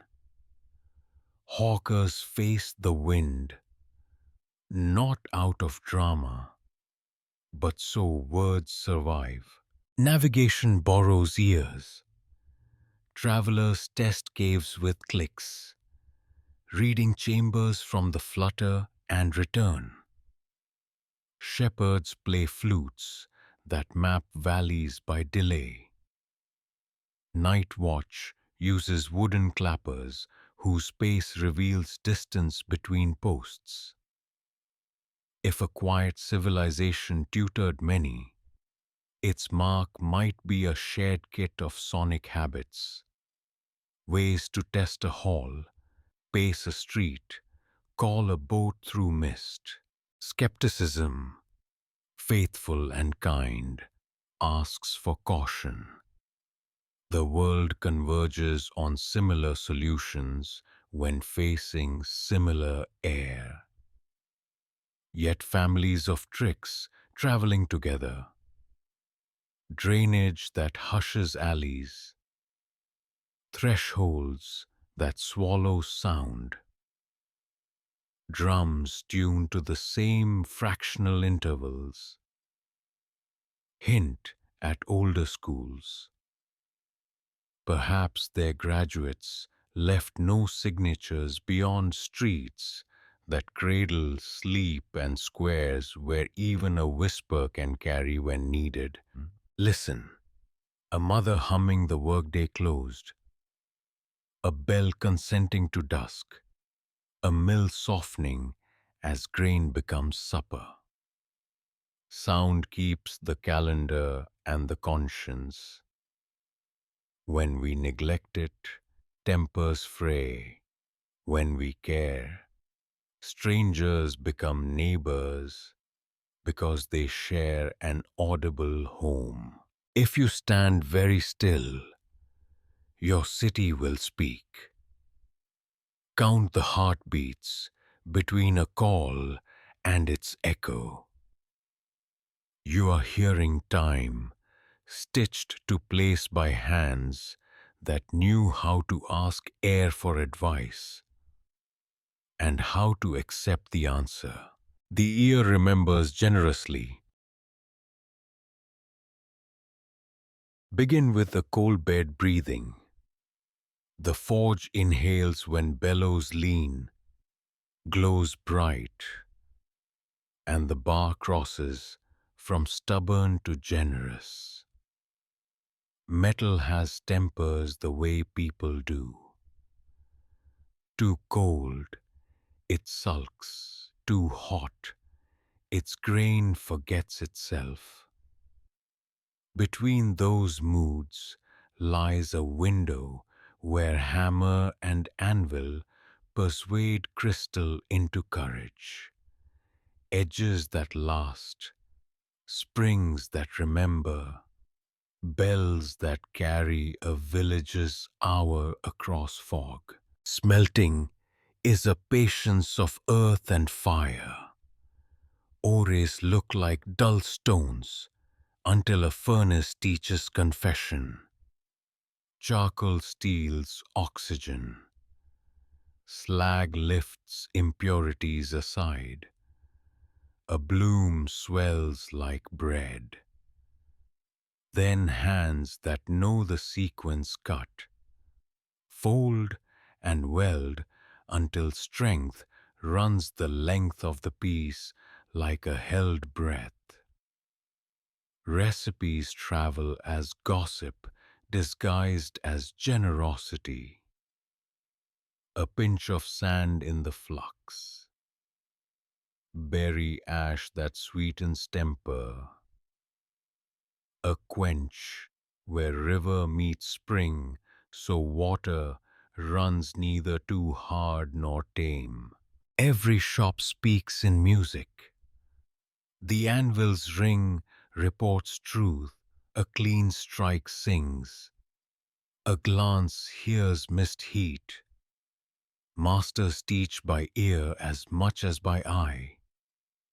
Listen for the note that means you have chased the carbon too far.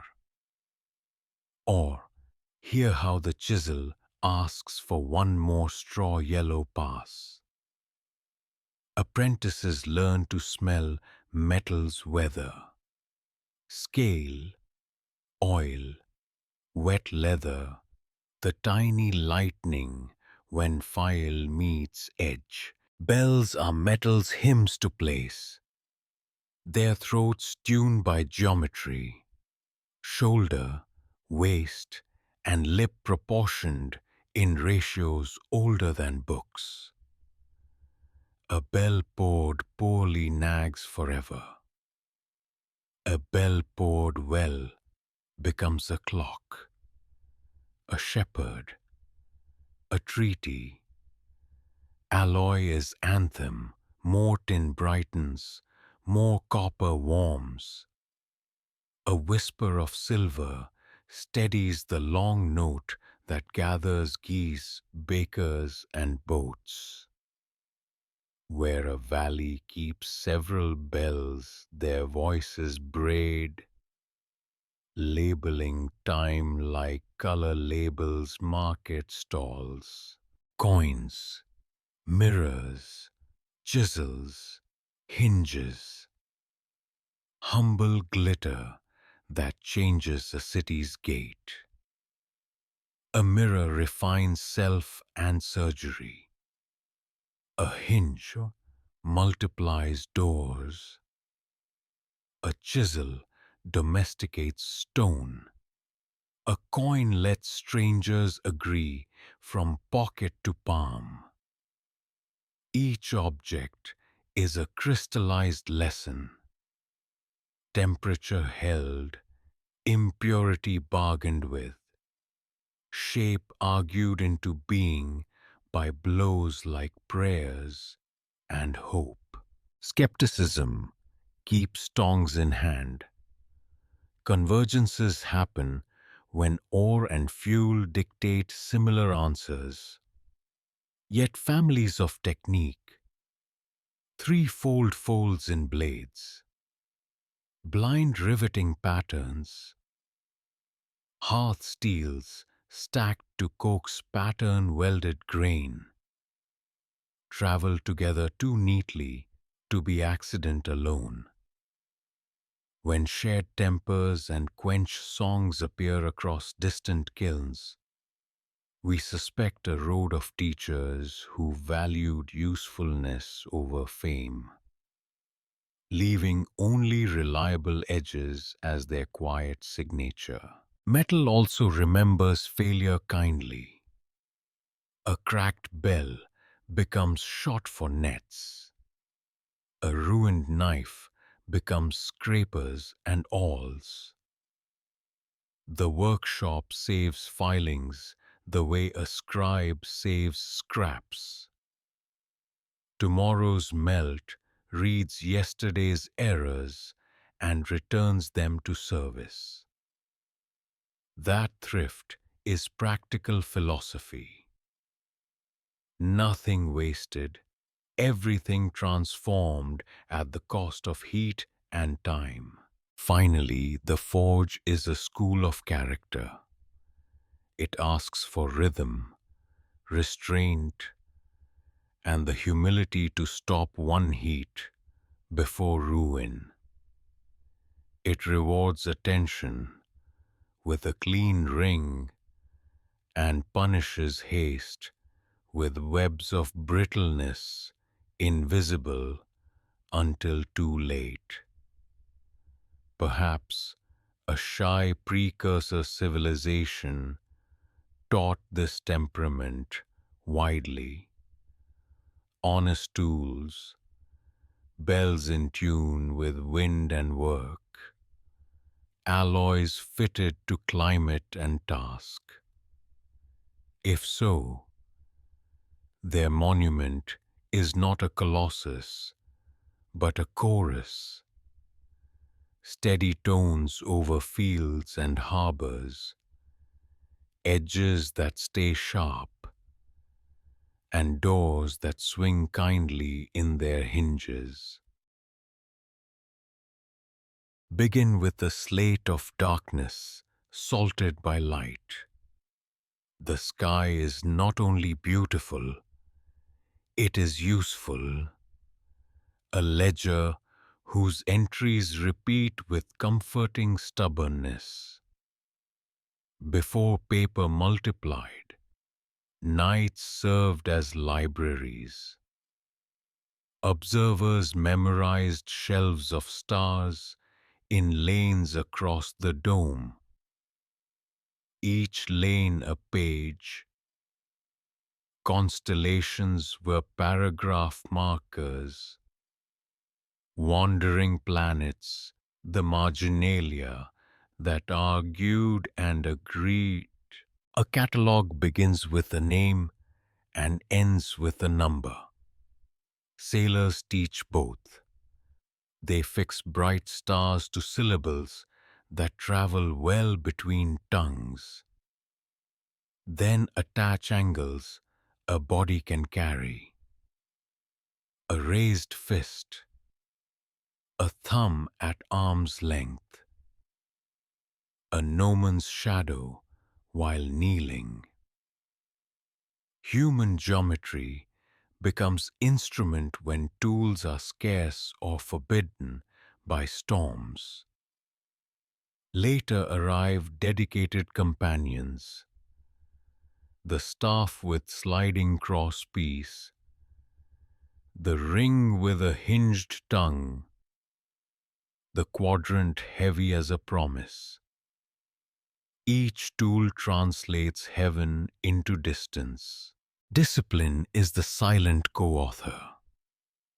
You measure again after thirst and again after luck. Compare notes at dawn. Discard the night that smelled of dust because the refraction lied. Catalogues are built from refusals as much as from numbers. No to haste, no to heroics, yes to quiet redundancies. Two observers, two instruments, one careful average. When you can predict a star's rising to the heartbeat, you gain permission to cross open water and return. Temples are observatories when roofs teach patience. Corridors allow only one star to reach the altar. Holes punched in stone admit the noon sun for an instant on the proper day.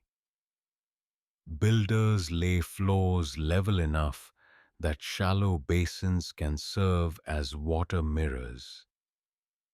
Cooling caprice and doubling asterisms so a child may trace a constellation with a fingertip.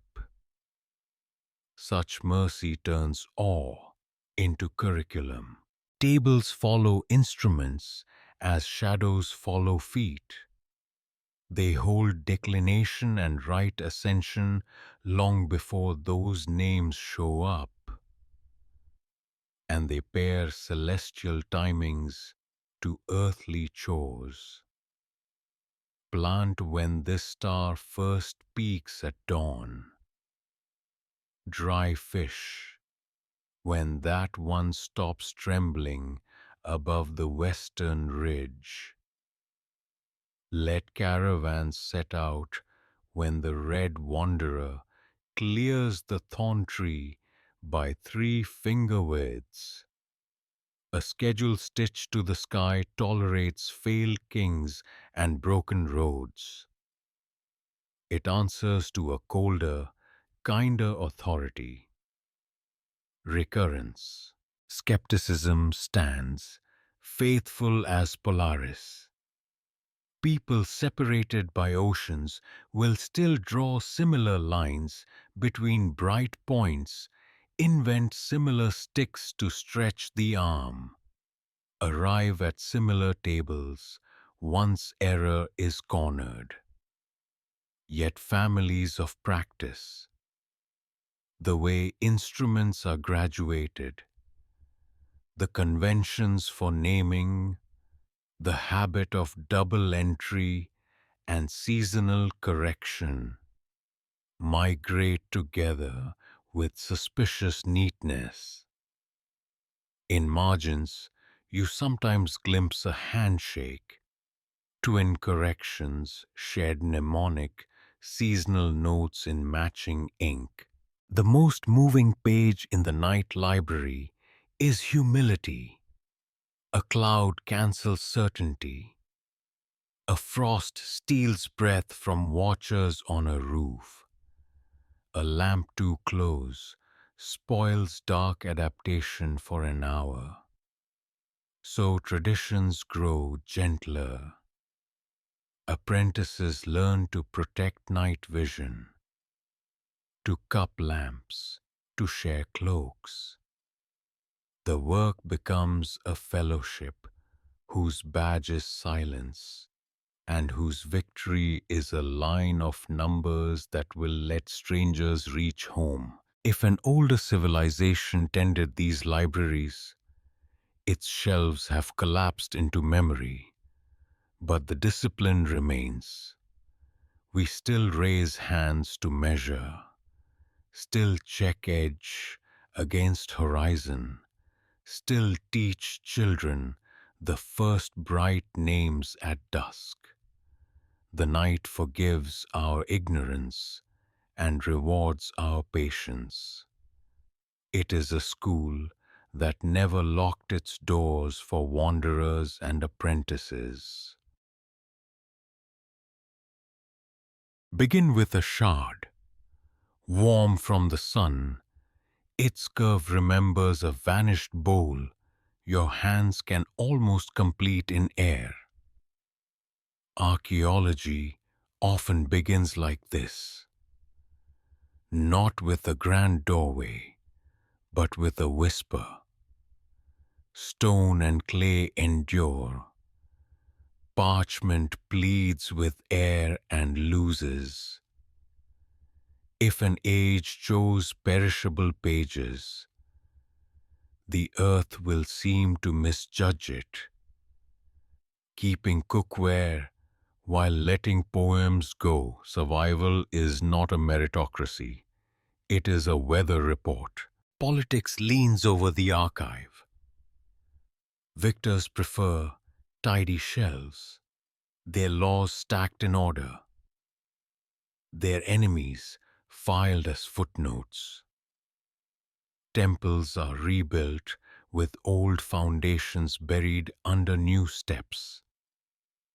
Inscriptions are chipped smooth and re-inscribed with names claiming to be first. A conqueror seldom erases everything. Erasure is work. But he muddies authorship until gratitude points elsewhere. Later, we find layers like palimpsests of stone, elder courses silenced beneath younger pride. Clay tablets argue with time better than ink, but they require a bureaucracy to love them. Scribes, shelves, roofs that hold. When the roof burns, the library sometimes lives longer. Fire bakes the tablets hard. Elsewhere, letters on bark turn to soil, and a people's meticulous agronomy becomes rumor dressed as myth. The imbalance tricks our stories. We call one culture profound because its documents endured. We call another simple because its methods were sung and slipped from the ground we dig. Curation is a verb with hands. Priests choose which hymns deserve new copies. Guilds choose which diagrams are wrapped in oilcloth and which exhaust in a master's throat. Courts choose which ledgers to keep and which to purge when a dynasty turns. Even museums, our cautious modern temples, inherit biases.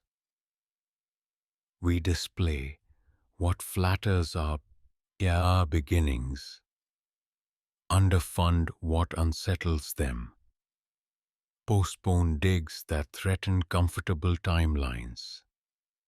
Funding is a quiet chisel. It shapes the very past we think we merely observe. There is mercy in defects. Trash heaps archive daily life with candor palaces rarely permit. Fish bones, seed hulls, lamp wicks, a child's broken whistle. Dumps do not lie. They remember trade better than decrees and diets better than hymns. Yet even trash obeys geography. Wet soils melt testimony. Wind scatters light things. Graves collapse and swallow nearby stories whole. Silence clusters by climate and chance, then pretends to be judgment. If a discrete civilization taught widely and avoided monuments, the record we inherit would match what we see.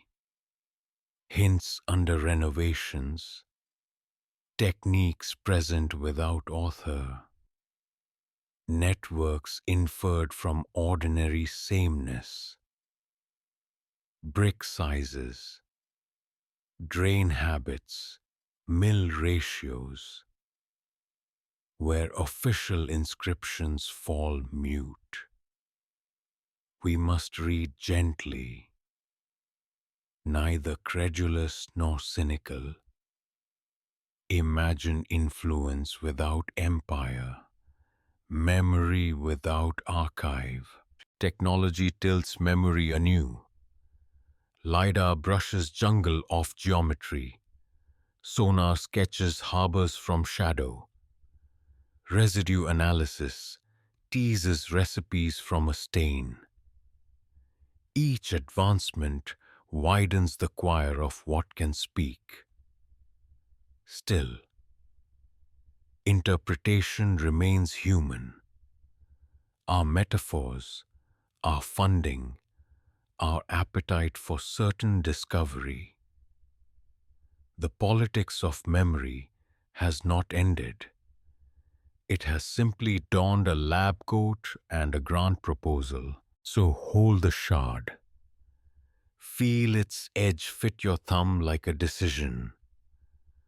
Somewhere a potter laughed, a stew simmered, a child begged for first taste. The bowl is gone, the warmth is not. Memory survives as function, comfort, and the faithful returning of practices that make a place livable. Perhaps the greatest archive is not the ruin, but the routine. Water channeling, seed saving, stair heights that forgive tired knees.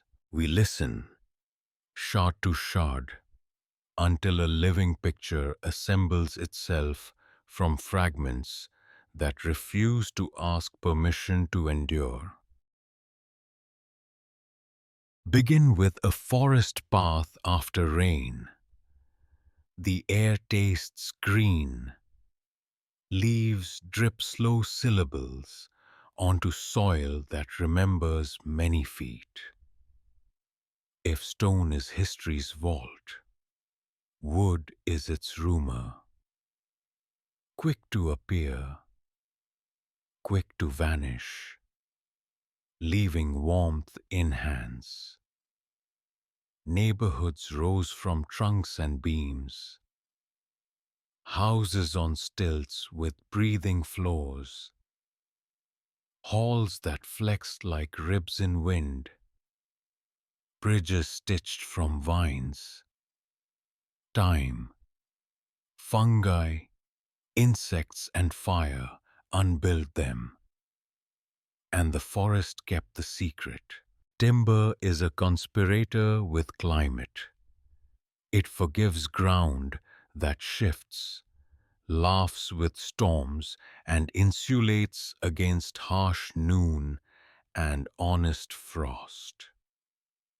Joints, mortise and tenon, calf and dovetail. Let walls hold without metal. Pegs swell in rain and lock tighter. Lashings of palm or bark absorb shocks. To a passerby today, only mounds and darker earth remain.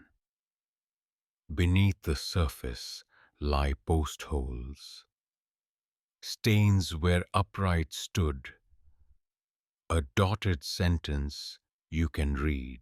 Boats inherit the forest's grammar. A dugout begins as careful subtraction, fire and adds, convincing a log to remember buoyancy. Planked hulls are joinery turned voyage.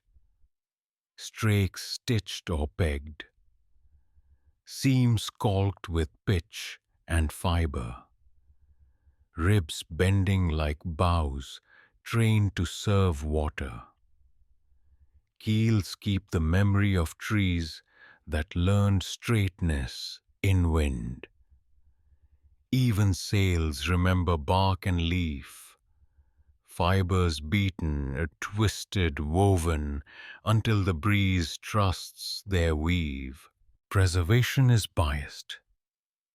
Wood survives where air is indifferent. In breathless bogs, in deserts miserly with rot, in cold lakes that keep the gnawing world at bay. Elsewhere, timber disappears so completely that cities become gardens, and gardens become stories. Archaeologists pursue ghosts through negatives, plank prints in clay, rust shadows where wood hugged iron, rows of dark humus tracing palisades. Dendrochronology dates beams when fortune smiles. Often, only stains remain. Carpentry leaves signatures even after wood goes. Stone footings wear the oval of posts. Thresholds keep sockets where sliding screens once whispered. Stairware recalls the rise wooden treads preferred.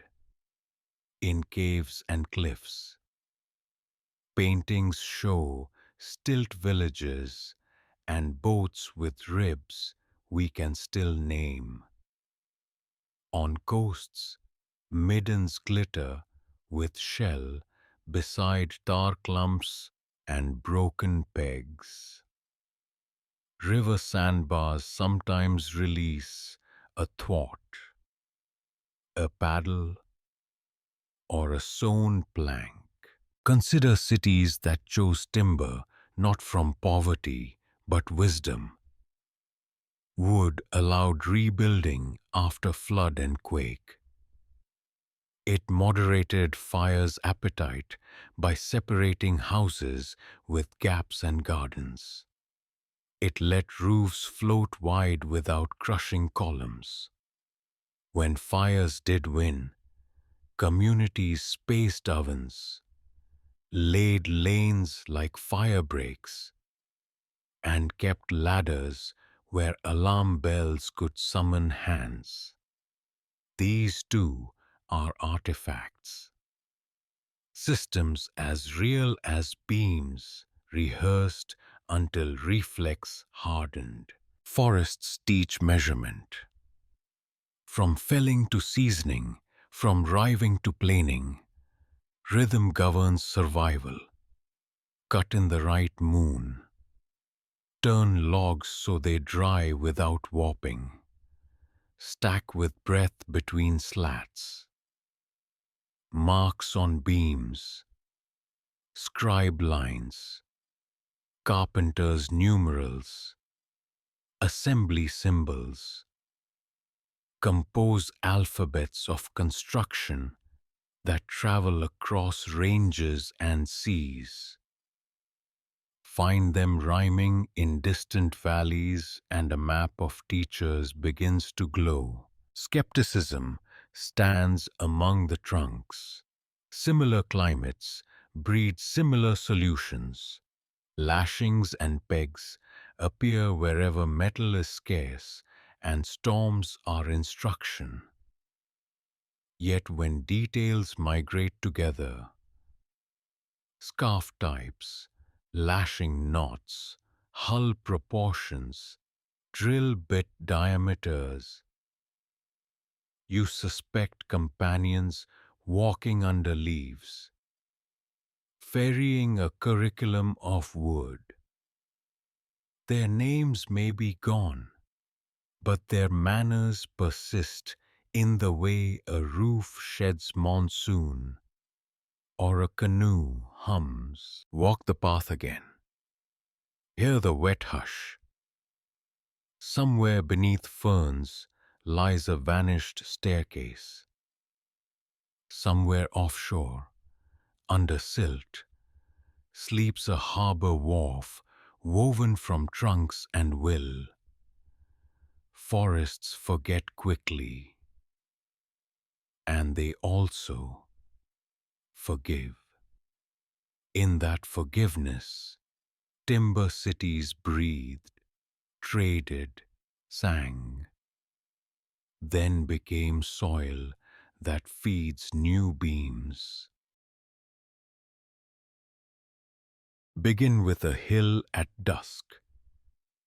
Wind combs the grass. A watchman cups a coal in dry bark until it grows a tongue of flame. One light alone is a comfort. A chain of lights is an artery. Signal fires once stitched mountains to coasts. Warning of storms, inviting caravans, timing festivals. With practiced spacing, a message could cross 100 miles faster than hooves, each tower answering the next. Roads are the ground's long sentences. Some whisper under forests as raised causeways. Others keep their shoulders dry with ditches that borrow gravity.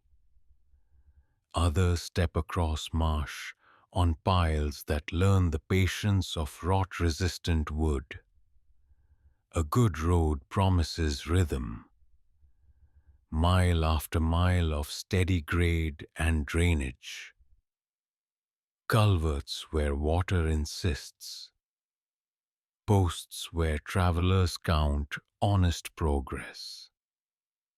If a quiet civilization taught widely, its signature may be this: comfort at scale that feels like welcome even to strangers. Way stations are the road's breath marks.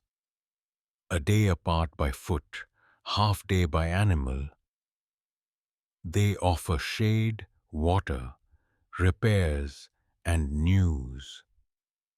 A posted tariff prevents gouging. A standard measure keeps fodder honest. Schedules hang beside gates like modest promises.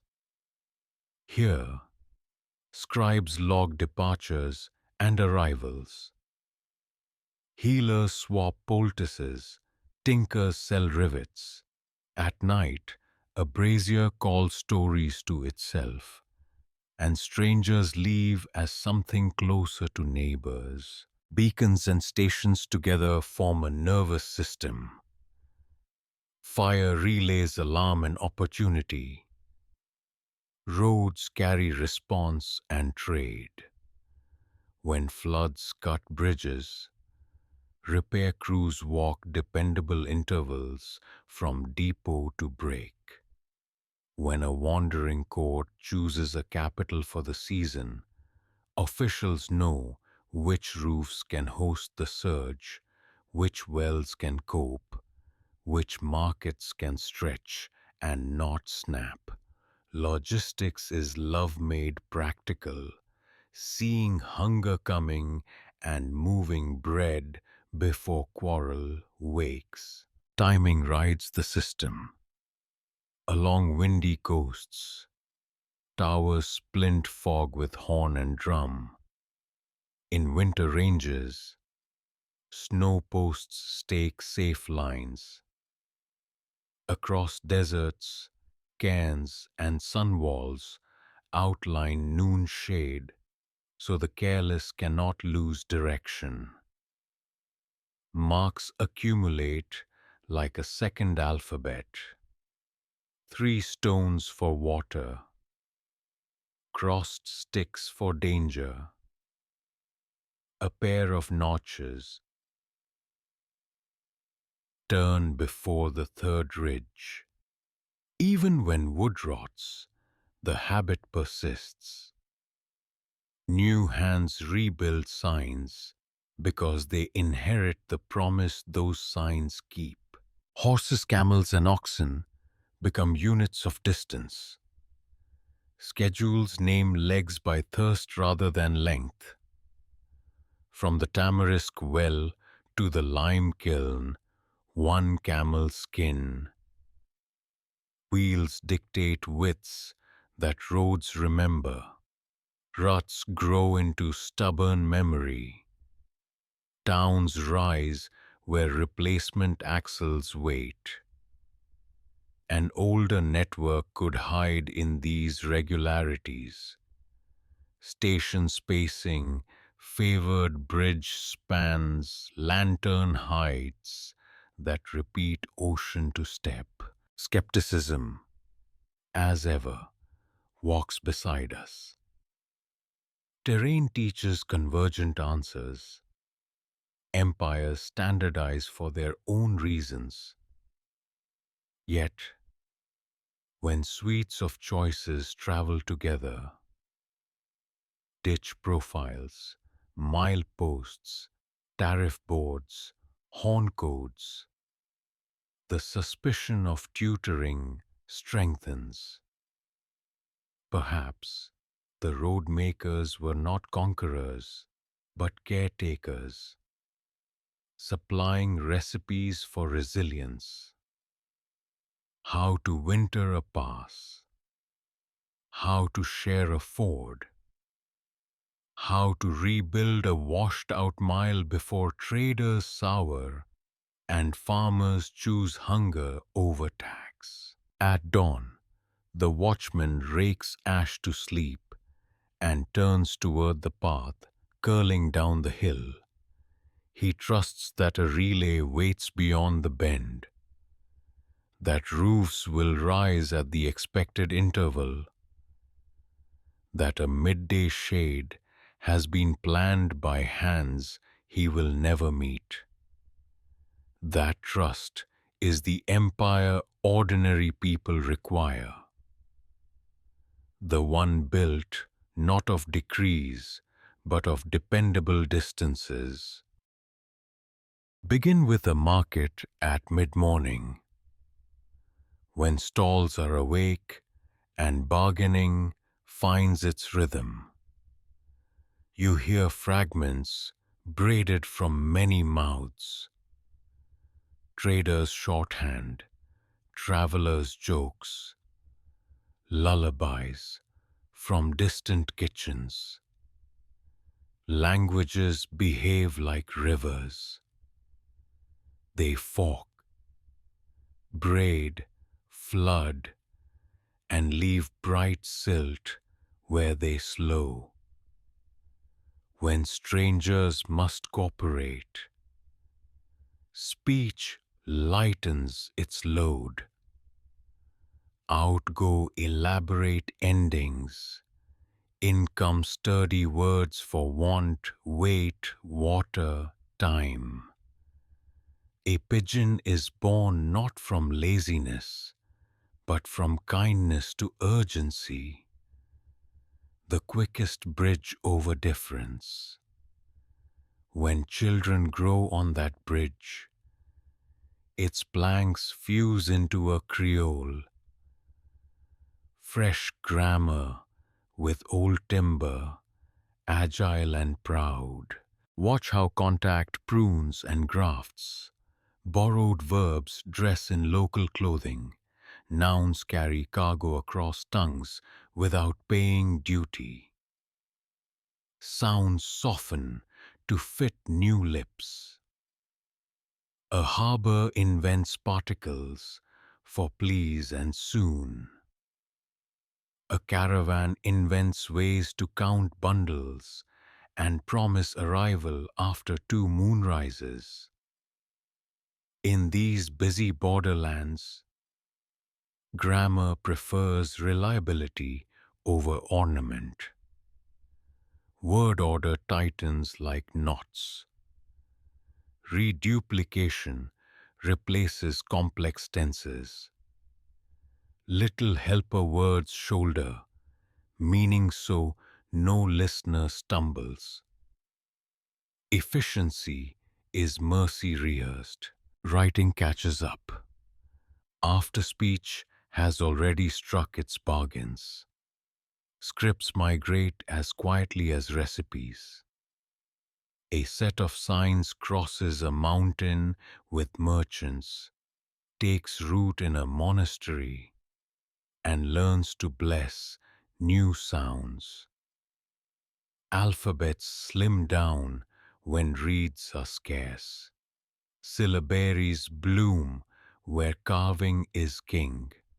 Abjads thrive where vowels are predictable and ink is dear. The page is not neutral. Clay likes wedges, bark likes curves. Palm leaves forgive loops, but punish exuberant tails. Material nudges form, and form nudges thought. How you break words, where you breathe in a sentence, how you count and classify. Sometimes signs refuse to travel and still leave tracks. Numerals wander more freely than prayers because markets insist. A digit set that behaves well in columns wins friends. Fractions hitchhike on measures. Place value spreads like a rumor that raises accountants into wizards. Even without full scripts, tallies, notches, knotted chords, and stamped tokens spread bookkeeping's comfort. Tomorrow can answer for today. Listen for substrate ghosts, old rhythms that haunt new speech. A conquered tongue retreats, but its habits linger in the conqueror's mouth. Consonants that prefer certain neighbors, verbs that want their objects close, a taste for piling adjectives or avoiding them altogether. Toponyms are the most stubborn librarians of all. Rivers and hills keep outlasted names, phonetic fossils you can still step on. If a quiet predecessor taught widely, you might not find its anthem, but you would hear its cadence. Shared counting words across seas, kinship terms that map identical family logic, particles for maybe and already that wink at one another from far coasts. Skepticism keeps the ink honest. Convergence happens when function pinches options narrow. Trade breeds similar grammars. Scripts simplify under speed. Isolated valleys invent the same neat tricks. Yet convergences that travel in packs. Loanword clusters for boats and weights. Parallel particles for obligation. Matching scribal abbreviations. Suggest not coincidence, but seasonal roads of teaching. A courier language can knit strangers without conquering them. A script can standardize promises without standardizing prayers. Then there is accent, the tender fingerprint of place. Accents are maps written in muscle memory. Jaw, tongue, breath. A caravan town's accent spreads along its route. A port city's lilt shows up inland where sailors retire to orchards. Laughter follows it. Songs adapt, and under the melody, practical things become possible. Court cases transcribed reliably. Measurements read the same at 3 markets. A lighthouse log legible to any pilot who survives the reef. Language is a commons before it is a flag. It wants to help bread change hands, help danger find a word quickly, help love grow without passport trouble. If an earlier, unrecorded civilization tended this commons, their monument would be cooperation made easy, grammar that forgives, scripts that welcome, numerals that don't lie, and names that stay where water still remembers them. Begin with a word that does not belong, and yet fits in the mouth like a borrowed spoon. It arrives on a trader's boat or a herder's path, pays for a bed in the market quarter, stays. Loanwords are small immigrants. They carry the weather of their birthplaces and the tools of their kitchens. They learn the local stride and keep a trace of the road. When they settle, they tell us where people met, what they traded, which craft they admired enough to name after its birthplace. Some words travel because they are useful, others because they are delicious. A spice keeps its distant name the way it keeps its scent. A new timber, a better sail, a cunning scale. The label sticks while hands learn the habit. Languages, polite as hosts, adjust pronunciation until the visitor sounds like kin. You can hear the journey in the softened consonant, shifted stress, a vowel warmed by local fires. If many such guests lodge in the same semantic neighborhood, boats, weights, winds, you can sketch the route they traveled. Toponyms are older and more stubborn. Rivers refuse to change their names for kings. Hills keep syllables from vanished tongues, the way stone keeps fossils. A conqueror may rename a capital, but his soldiers still ask a farmer for the road to the ford, and the farmer answers with a sound older than both of them. Map a region's place names, and you often uncover a palimpsest, layer upon layer of ownership and memory, scratched and overwritten, never quite erased. Listen for doubled names where two languages met and compromised. A river called Water, a hill named High Tor, a cape that says Island Point. Redundancy is a neighborly handshake. It lets both parties keep meaning while trading sound. Elsewhere, a foreign word hides in plain sight, recast as a local root. Children grow up thinking it native, and perhaps it is, by right of long residence. Etymology is archaeology done with breath. Merchants need verbs more than slogans.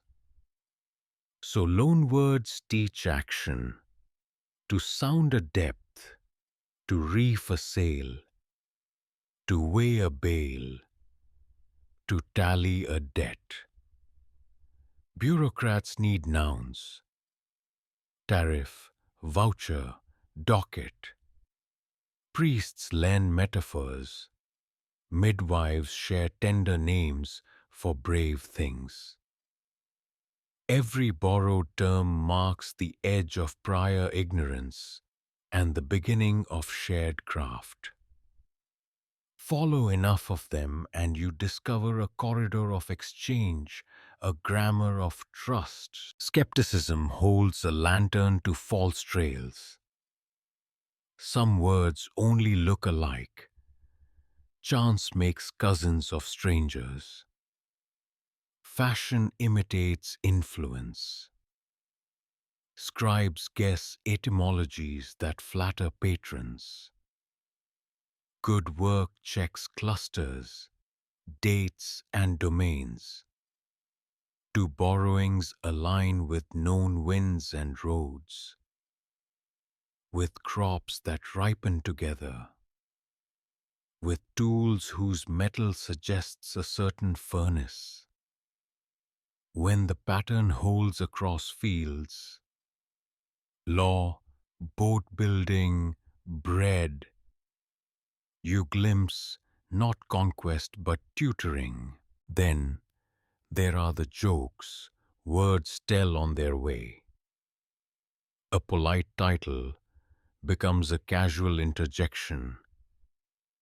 A fierce oath softens into a nursery exclamation. A technical term becomes slang and then circles back into prestige. Language recycles status with the agility of markets. The only constant is movement, and movement leaves crumbs even when monuments fall. If a quiet civilization once taught widely, its clearest shadow might be audible. Place names that agree across rivers and reefs. Craft words that rhyme along caravan routes. Affectionate particles that wink in far harbors. Follow those crumbs, and you are following footsteps toward workshops, fairs, and doorways where strangers became neighbors because they learned each other's words for bread, water, time, and home. Begin with the river at first light. Mist braids the water, and on each bank, people wake to errands that require crossing. Bridges and ferries are agreements with motion. Treaties between shores that refuse stillness. A good crossing respects the moods of current and season. It listens before it speaks. The craft, like structure, is less about heroics than reliability. A promise that mothers, makers, and messages will arrive without drama. Ferries came first because patience is older than span. A rope strung high, a pole nudged into gravel, a shuttle that lets the river's push carry the boat diagonally. Each method is a conversation with flow. On fog days, the ferryman counts strokes and listens for change in echo that announces the far bank. Cargo learns balance. Animals learn stillness. Children learn that midstream is a school where listening is survival. Then the banks grow busy and the river asks for a bridge. Piers learn how to kneel into gravel and bedrock. Cutwaters split spring torrents like the prow of a boat. Arches pass the force down and away, so footsteps above feel like breath. Timber trusses multiply strength with triangles. A choir of beams singing low to the abutments. Stone prefers compression and answers with vaults. In flood country, builders lift decks and give ice a place to scrape without theft. Every crossing hides a repertoire. How to crib the riverbed with rock-filled boxes. How to drive piles without cracking them. How to weave wattles that catch silt and grow into banks stout for approach roads. Knowledge migrates with these tricks.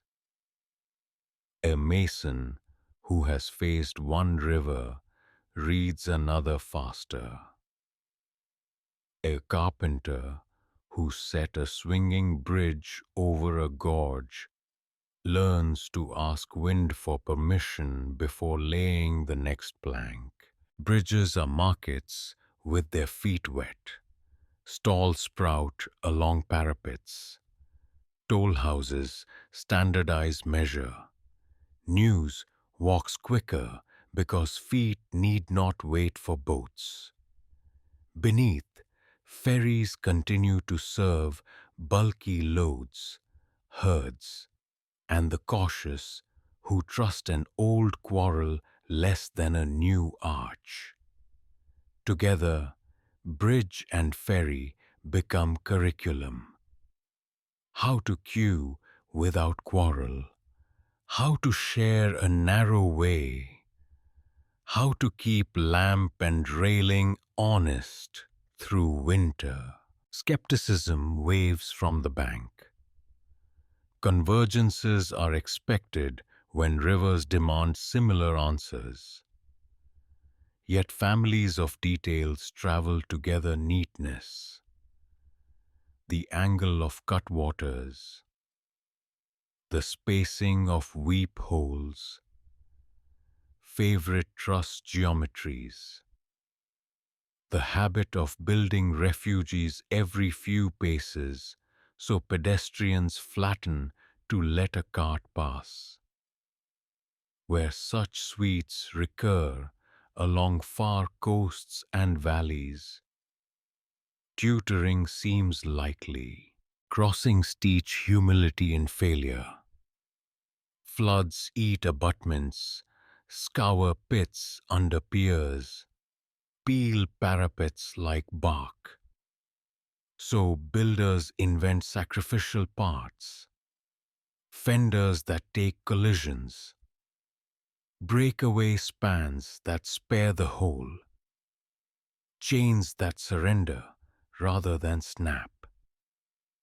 After each disaster, crews salvage timbers, reset stones, and adjust rules, close at river heights, forbid herds on thaw days, post signals even the distracted cannot miss. Most of all, bridges and ferries move ideas.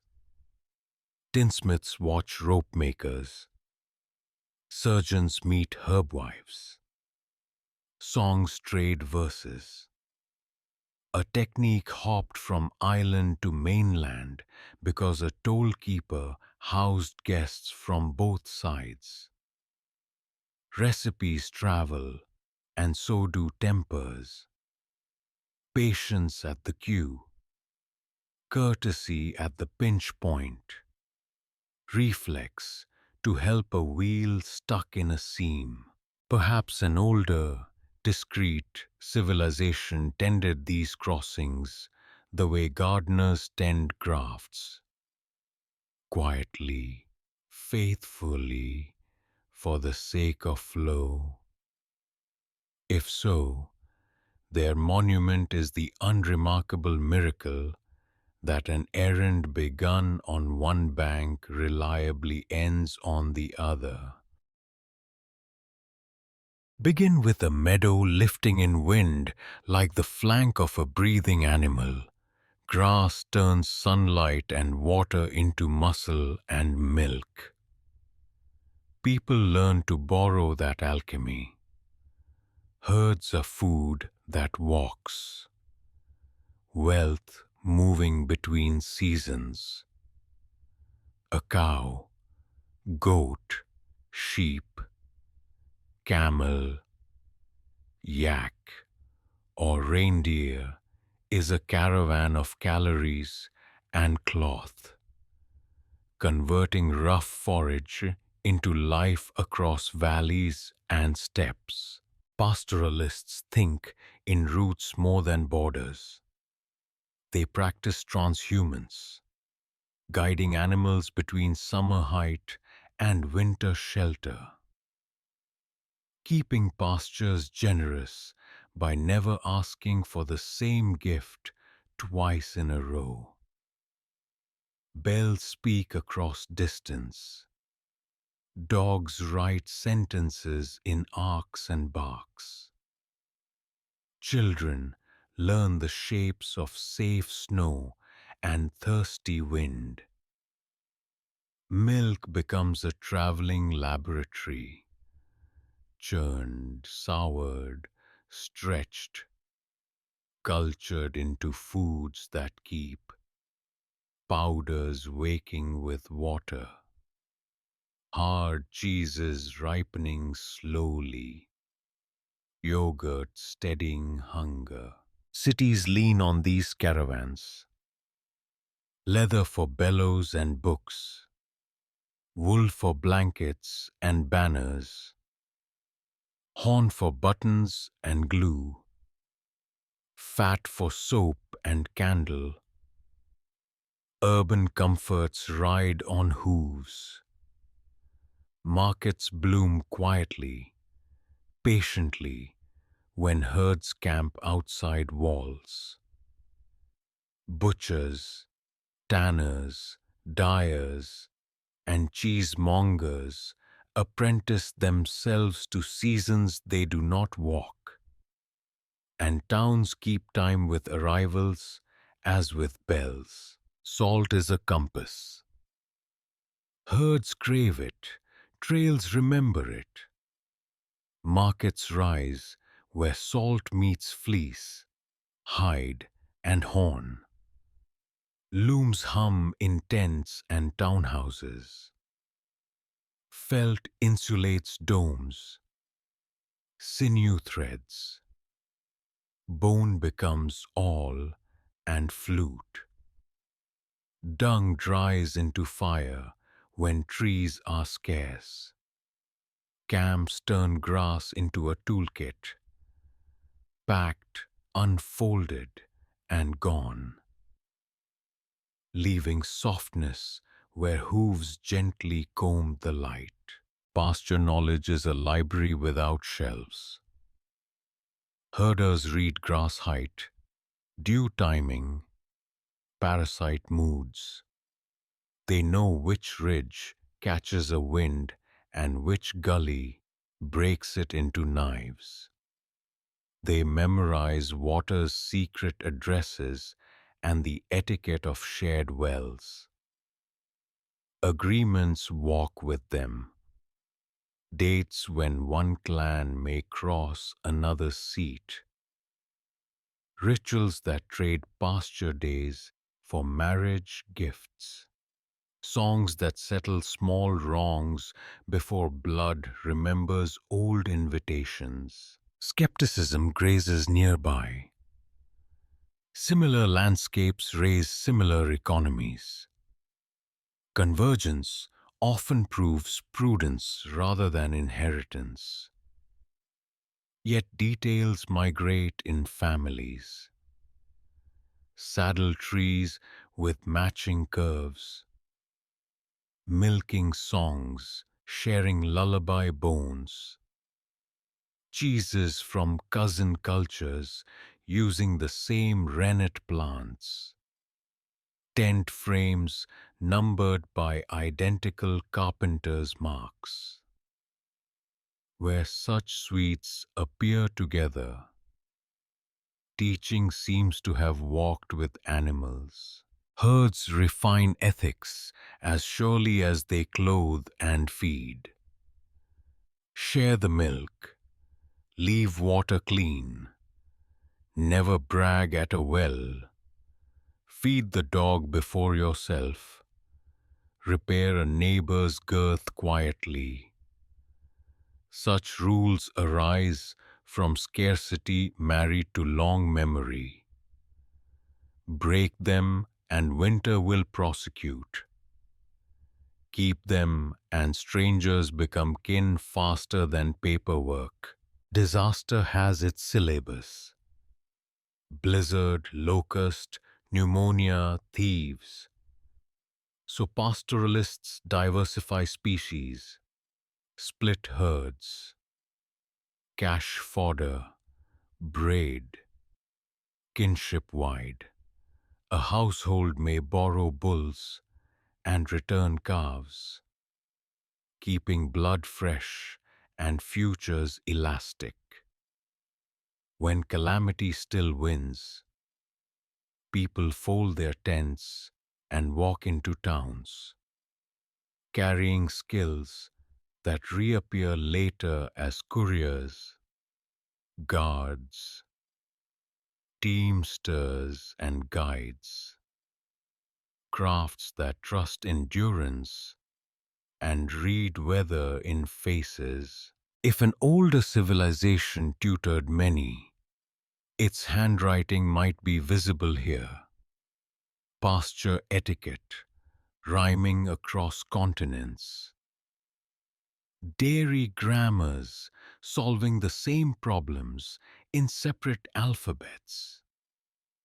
Tack that fits animals with wisdom older than ink. Food that walks leaves faint tracks. Follow them to paths where grass, patience, and mercy turn distance into dinner, and neighbors into necessary grace. Begin with a courtyard where morning is patient. Dew pearls the leaves. A child touches mint and learns that memory can have a smell. Gardens are places where flavors vote and medicines testify in sap. Here, hands edit wildness into generosity. Thorns softened, bitterness tamed, roots fattened, flowers persuaded to time sweetness with bees. Domestication is negotiation, repeated each season until the plant agrees to share. And patience is the gardener's first tool, steadier than knife or fire ever. Taste mapped the first trade routes. Salt demanded roads. Spice invented oceans. A leaf that soothed fever crossed mountains in a monk's sleeve. A seed that endured drought slipped pocket to pocket. In kitchen and field, people observed which plants eased breath after dust, which calmed a mother's shaking, which stitched skin, cooled burns, or sweetened tired water. Trials were careful, and mistakes became proverbs. Never mix this with that. Boil bark, not leaf. Wait for the cool night. Beds became memory palaces, squares of bitter and sweet, hot and cooling, wet and drying, an apothecary's compass drawn in soil. Grandmothers taught by gesture. Rub this leaf, smell it. Now feel your tongue wake. Chew that bark and count heartbeats until ache loosens. Pests tutored counterarts. Marigold at borders. Basil on windowsills. Ash around vines. Compost translated peelings into mercy. Bees attended parliament, taking minutes in pollen, returning with honey that archived spring. Names reveal journeys. Some herbs wear passports in their syllables. Others hide foreign birth beneath homely nicknames. Recipes remember itineraries. Cinnamon with lamb, coriander with fish, pepper waking grain, pairings that recite ports and caravans. A stew can be a map. Medicine also keeps itineraries in bottles. Willow's gift to pain, foxglove's conversation with the heart. Poppy's bargain with sleep. Doses are ethics made precise. The line between remedy and harm is a taut hand's width. Skepticism keeps the gate. Placebo and wishful thinking trail healers like clever dogs. Coincidence flatters recipes.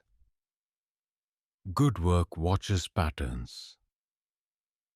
Does fever drop 2 nights running when this tea is given? Do infections retreat after honey and bandage? Do mothers fare better when certain seeds appear in porridge? Communities become peer review. A practice that fails does not pass a second winter. A practice that helps becomes ritual, oath, and lullaby. Domestication leaves fingerprints beyond bowls and bottles. Seeds enlarge under favor. Grains shed shattering so harvest is kind. Fruits redden to court us. In return, we become gardeners of ourselves, changing gut companions, building kitchens that are laboratories and temples, keeping calendars tuned to harvests and holidays. Heirloom is lineage and flavor. Terroir is the conversation between root, rock, weather, and hand. Monasteries and caravanserais served as universities of leaf and seed. Beds labeled in several tongues. Still rooms where steam married patience. Shelves of jars where sun and shadow preserved seasons. Travelers swapped cuttings with stories. Drought taught humility. Famine taught diversification. Plague taught quarantine and the mercy of clean water carried through town in disciplined pipes. If a quiet predecessor cultivated many, we would find its shade in kitchens and clinics. Common measures for decoctions. Mortar shapes repeating across regions. Crafting techniques that rhyme in orchards. Prayers that are also protocols. Their monuments would be living, avenues of trees, terraces of herbs, seed libraries sealed in clay and hope. We inherit them whenever soup forgives a day, whenever a wild fever bends before tea. Someone taught us to steep. Begin with a doorway at dusk. Someone knocks. Someone opens. Air trades between street and home. At thresholds, economies begin, not with coins, but with courtesies that price cannot explain. A seat is offered. Water follows. Bread and salt appear. Across languages, this pairing is a treaty in crumbs. I will not harm you under this roof, and you will honor the table that protects you. Before ledgers, there were loaves. Before banks, there were benches pulled wider. Hospitality is not softness. It is infrastructure. A traveler with a place to sleep is a messenger who reaches the next town. A patient fed on the road is a future partner. A stranger washed becomes a neighbor who remembers. Guest right is an operating system for movement. Its protocols are simple and exacting. Greet, feed, ask no business until thirst is quiet. Exchange gifts proportional to means, not pride. Violations spread fast. Compliance grows roots of trust. Debt begins here, not in numbers, but in obligation braided with gratitude. A bowl given sets a space in the giver's future. Communities invent mechanisms to keep accounts kind. Tally sticks split like twin bones. Knotted cords pair obligation and memory. Witnesses fix terms in mouths, weather cannot erase. Interest is risk's salary. Usury is hunger, turned arithmetic cruel. In harvest years, remissions and jubilees reset the board, so quarrel does not harden into feud. Markets echo thresholds. Stalls face lanes. Haggling rehearses hospitality in miniature. Offer, counter, accept, bless.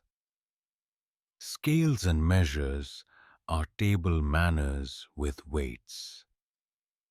A dishonest stone is an insult to bread. Guilds and councils standardize measures the way households standardize bowls, until fairness becomes muscle memory.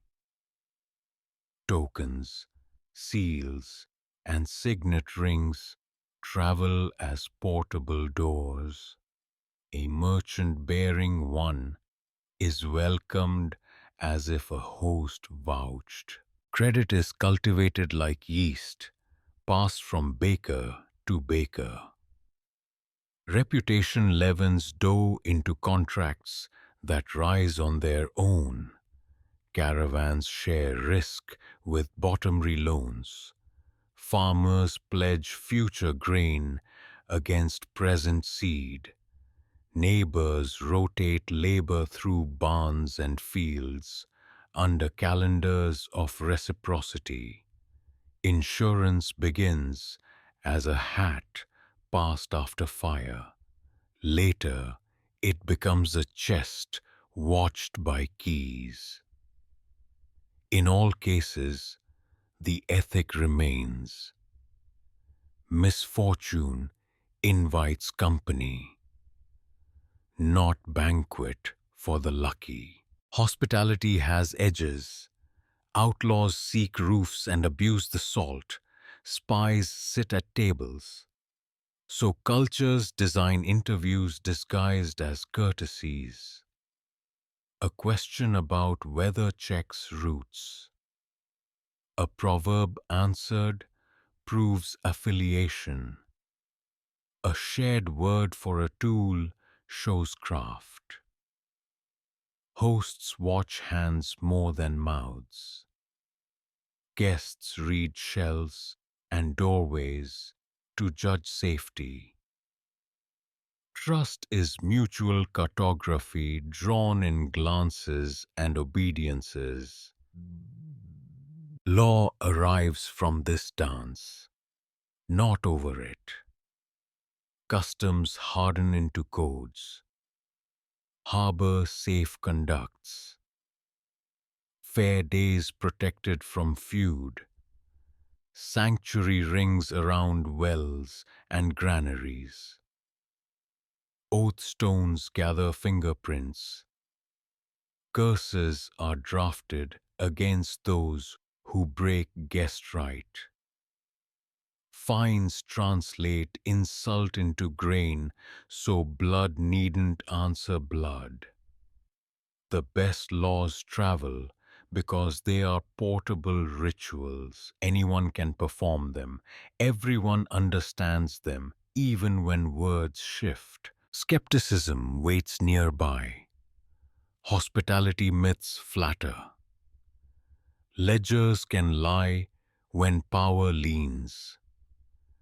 Yet when we find bread and salt oaths across languages, matched weights across markets, parallel remissions in calendars, a family resemblance argues for tutoring as much as convergence.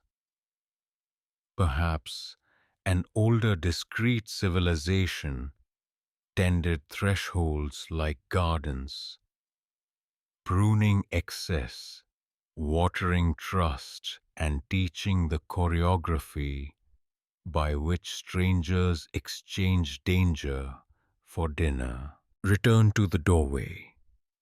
Somewhere, a child brings salt with hands. A guest breaks bread. And the law renews itself without a signature. Begin with a low table in a small room where doors stand open to witness. Two stools face each other, and between them lies a bowl of clean water. Before anyone speaks, hands are washed. Fairness begins as a ritual, because ritual slows heat and reminds pride to sit. Courts, when they are good, are simply rooms where anger is persuaded to use sentences instead of stones. An oath is a bridge thrown over suspicion. It binds the tongue to future memory. I agree to be remembered by this. Early laws understood that truth travels more willingly when the body moves. So people swore by touching earth, by tasting salt, by laying a palm on the tool of their trade. The gesture is a ledger even illiterates can read. Break it, and the village feels the tear. Judges are not thunder. They are weather readers. They notice wind in a voice, drought in a witness's eyes, flood in a grievance rehearsed too often. They ask for pause, for repetition, for the story to be told backward as well as forward. They care less about victory than repair. When fault is shared, and it often is. They cut it into portions that hunger can accept. Fines become grain, labor, service. Shame becomes apology that touches actual harm. Courts that work keep peace small. They bring quarrel down to the size of a threshold, so families can step over it tomorrow. They know the danger of spectacle. Crowds make grudges dramatic. Drama breeds sides. Sides breed years of wasted harvests. So good courts reduce theatre and increase kitchen. They move hearings to shade, split long disputes into morning pieces, invite elders and midwives to speak for the invisible damage that men often forget. Evidence lives in ordinary things: a furrow's width, a broken spindle, footprints in a muddy lane. Fairness is the skill of granting objects a careful voice. You measure, you compare, you agree in advance how measure will be honored. A crooked weight is a liar. A perfect weight is a hymn. Markets and courts share this altar. Appeals exist, but sparingly. A higher bench is a second opinion, not a ladder to infinity. Mercy appears as amnesties that clean a decade's soot from rafters. Hardness appears as bans that protect wells and granaries from thieves masquerading as hungry men. The aim is not purity. It is safety wrapped in dignity. Oaths need witnesses. Witnesses need shelter. Perjury is punished not because it insults gods, but because it murders trust, which is the oxygen of a small world. Good law therefore protects the weak witness, screens for the timid, circles for the shamed, escorts for those who must testify against powerful neighbors. A verdict that endangers tomorrow is bad, even if correct today. Skepticism sits in the room as well. Ritual can calcify into theater. Procedure can hide cruelty. So communities audit their own benches.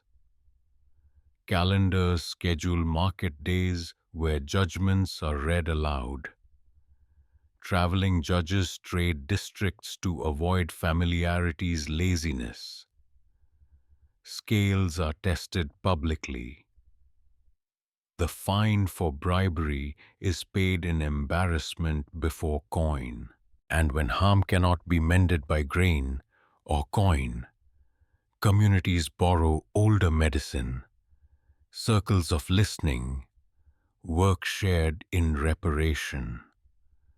A bench placed in the offender's doorway, so apology must greet each passerby. Time becomes a tool.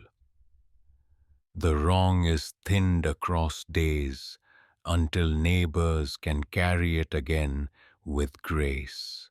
At dusk, the bowl is emptied into the garden.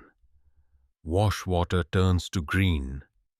The two stools are stacked. If justice was done, the door stays open and the street grows quiet enough for sleep. Begin with a field at dawn where two paths approach, hesitate, and skirt each other like deer. Borders are lines and agreements, where one community exhales and another inhales without stealing. A fence says pause. A milestone says measure. A marker stone says remember who your neighbor is when tempers grow hungry. Good borders curate friction, so trade can pass and quarrel cannot gallop. Frontiers teach choreography. Instead of walls, people build soft edges, hedgerows that slow riders, ditches that guide feet to gates, neutral strips cut for markets and wells. Between flags, a commons blooms, shared pasture, shared shrines, shared rules for how to meet with hands visible.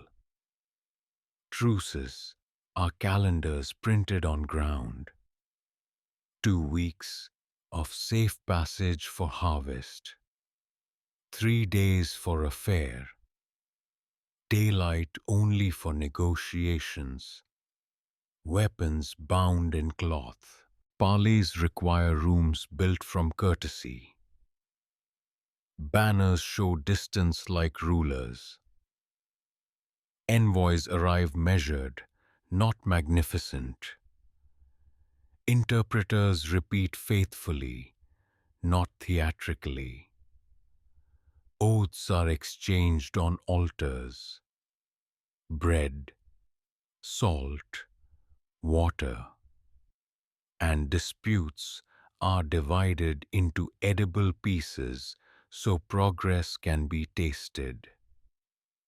When night falls, the campfire grid respects sight lines, keeping panic small and clarity close.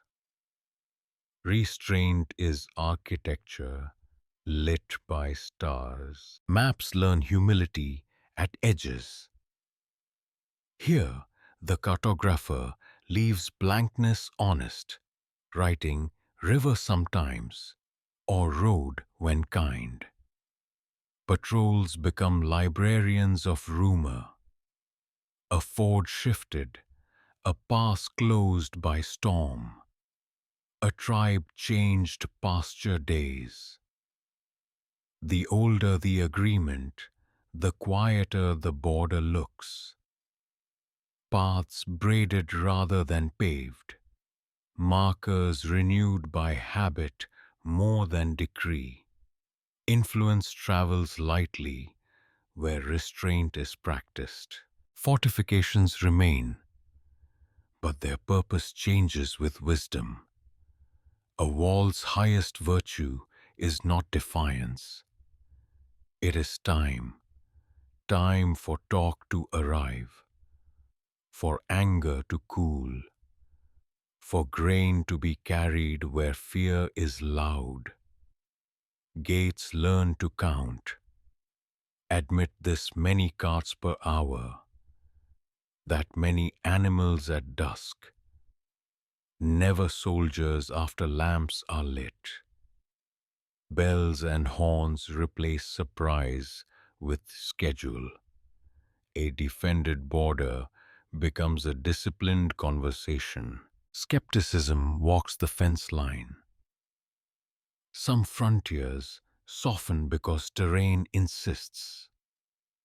Others because conquest is too expensive to maintain. Yet, when families of restraint appear together, paired wells, mirrored watch posts, standardized truce signals, market greens planted on the divide, the suspicion of tutoring rises. Perhaps an older civilization taught the art of not escalating. How to let pride bow without breaking. How to make victory look like patience. Treaties grow teeth by becoming habits. Children learn the market days when jokes may cross freely. Shepherds memorize the song that opens a gate at noon. Millers keep weights that match on both sides so flower and coin agree. Calendars embed amnesties. Stones lifted from paths each spring. Debts forgiven after drought. Quarrels, statute barred by a winter fire and a shared meal. The border breathes like a lung that keeps neighbors alive. When borders fail, repair begins with witnesses. Third villages host hearings. Neutral ovens bake bread for both parties. Scribes record the apology in two scripts. Then comes maintenance. Repainting stones, trimming hedge, dredging ditch, training new runners in horn codes. It is unglamorous, essential work. The housekeeping of peace. Stand again at dawn. The two paths curve, nod, and continue. Birds don't recognize flags. They mark territory with song and silence. People can do better. Restraint is our privilege. The geometry that lets strangers sleep close without waking as enemies. If a shy predecessor ever shaped us, perhaps this was their finest lesson: to draw lines that keep doors, to make power choose patience, and to let borders teach us how to live near without harm. Begin with a ledger that breathes. A merchant weighs grain beneath an awning. Behind him, bundles of wool and baskets of dye wait like paragraphs not yet read. For travelers, the world's archives are portable. Instead of marble vaults, knowledge rides on clay, fiber, wax, and wood. Materials humble enough to follow caravans and resilient enough to reach the next market with their meaning intact. Clay remembers agreements by touch. A token pressed into a lump seals a promise. So many jars of oil, so many loaves, so many days until delivery. Later, the lump dries and lives as a receipt. Its impressions, a code that both parties can reread with fingers. Cylinders rolled over wet clay multiply signatures into patterns no forger can mimic easily. When fire visits, these records harden rather than vanish. A burned storeroom becomes a kiln that preserves trust. Wool remembers roots. Bolts are marked with selvage stripes and knotted cords that tell origin, gauge, and quality. Dyed threads carry passport hues, indigo deep as night from one valley, madder warm as brick from another. A weaver's edge finish acts like a family name. A customer in a distant town can recognize the hand without meeting the maker.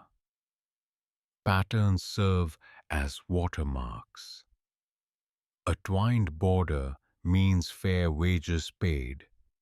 A herringbone declares a guild's inspection. Wax remembers conversations.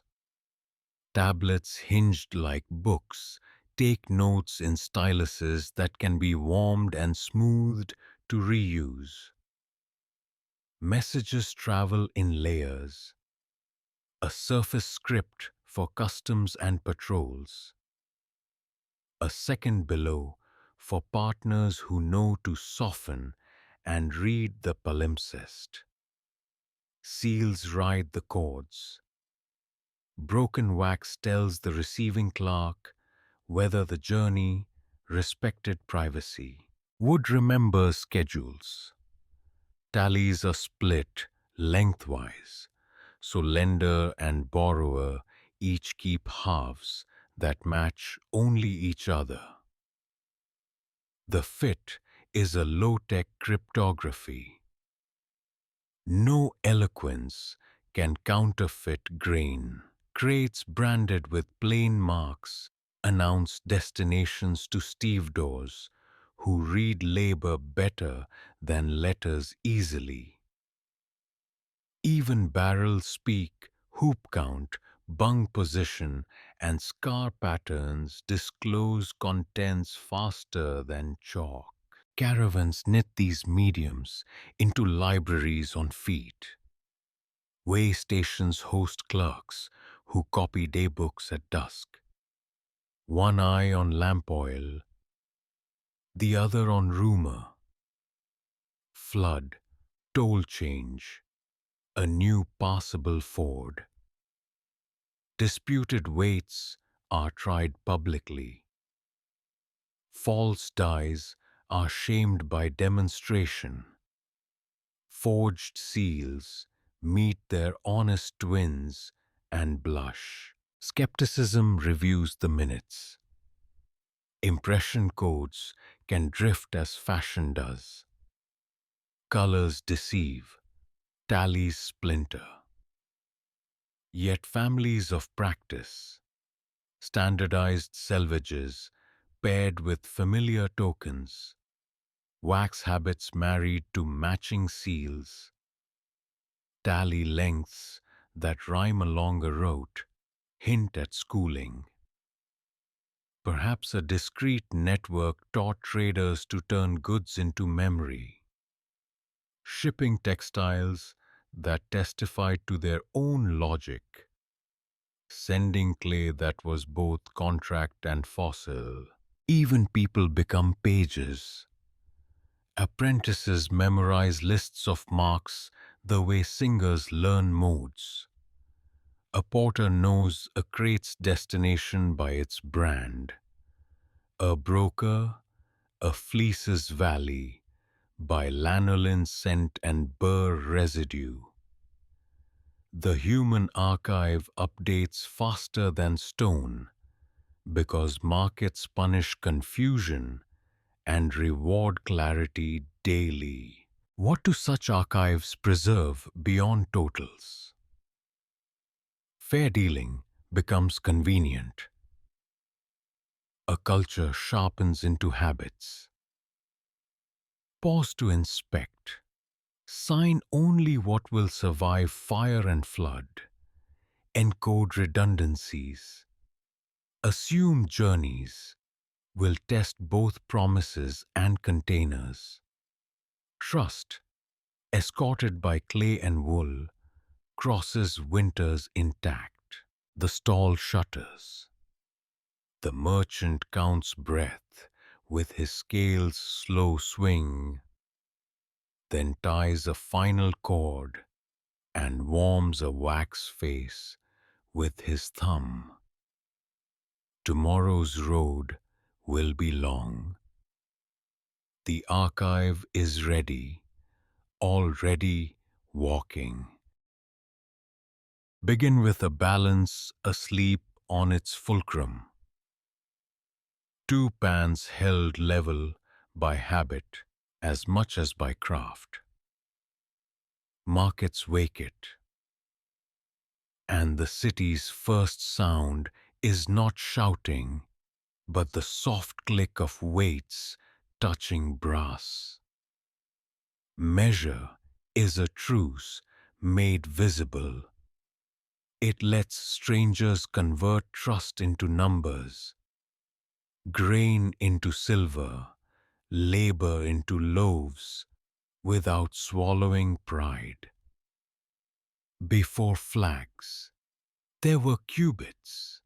Before ledgers, there were stones etched with certainty. Standard weights live like minor saints. A city keeps them sealed in temple chests, copied carefully into shop sets, checked at festivals when officials walk the stalls. Each unit has kin, palm and cubit, mina and shekel, bushel and amphora, all tuned to the body and refined by agreement. A rod hangs in the guild hall. A carved line grows glossy from generations of fingers. When storms topple walls, these little reliquaries of fairness are the first artifacts to be rescued. Coins are promises struck into metal. Their worth rides alloy, mass, and emblem.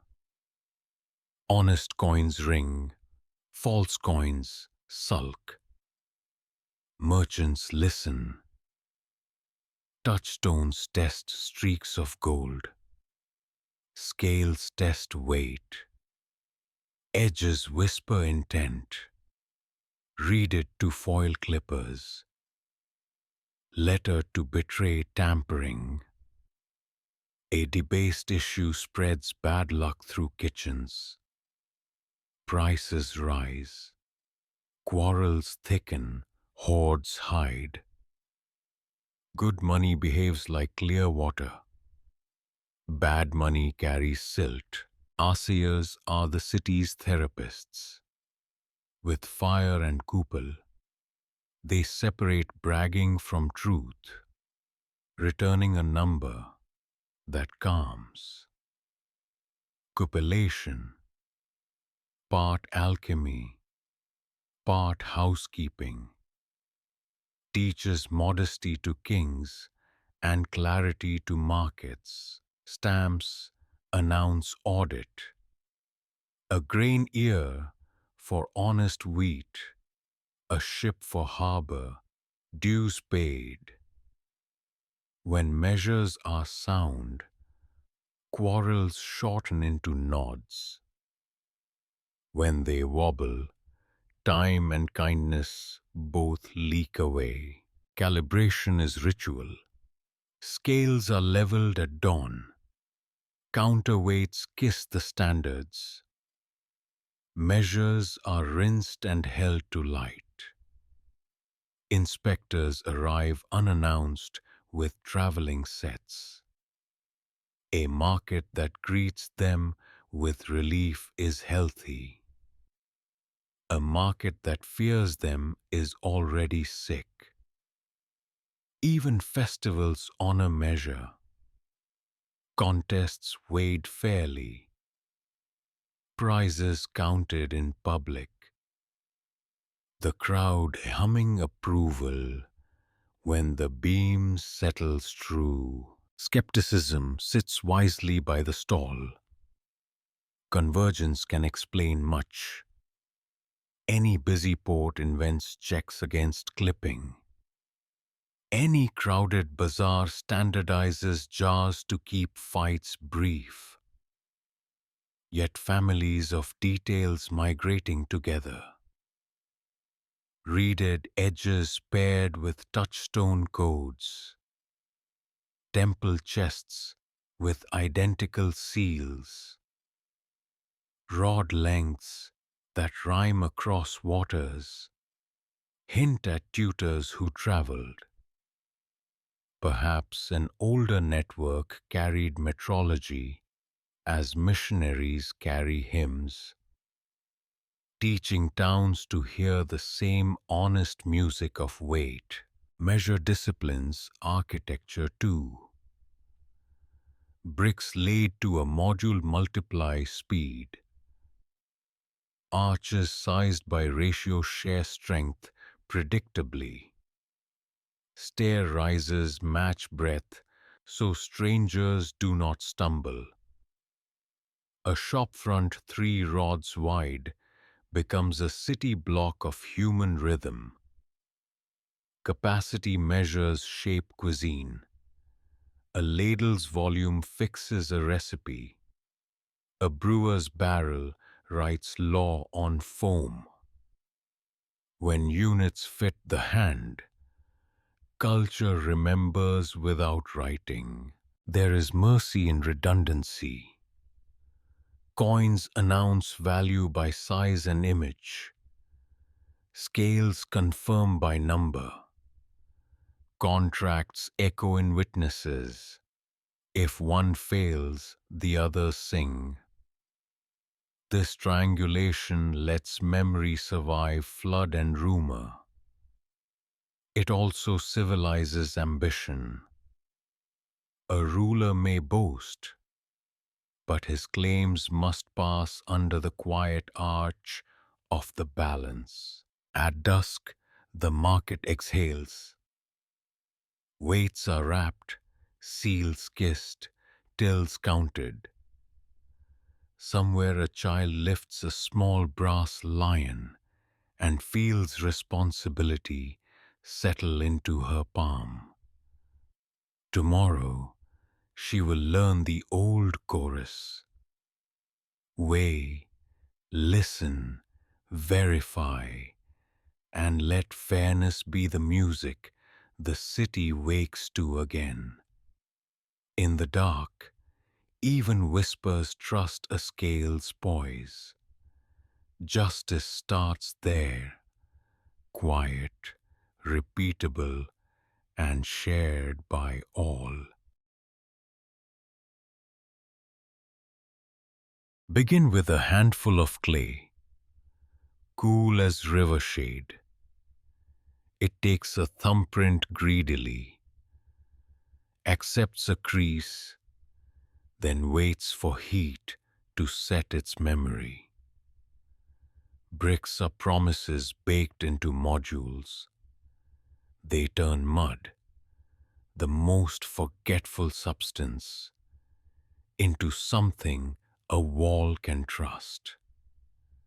A kiln is the vow keeper, air tamed, fuel rationed, temperature coaxed until inner water loosens and particles sinter into fellowship. What emerges clicks when stacked. A rectangular syllable the hand can read in the dark. Standard size is kindness disguised as mathematics. When bricks share dimensions, courses rise like breathing, bonds interlock, openings count in halves and quarters, arches resolve without tantrum. Work finds a metronome, lift, butter, place, tap, check. Mortar adds diplomacy. Lime mortars forgive movement and breathe with rain. Pozzolians lend strength, asking ash to deepen the marriage. Over years, joints cure into flexible seams that forgive seasons. Kilns are rooms where patience becomes temperature. Clamp kilns lie low, smothering fire beneath mounded stacks of green brick. Downdraft kilns draw flame through chambers like a teacher walking row to row. Dragon kilns climb hillsides. Crews feed them night and day while the burn races from belly to chimney.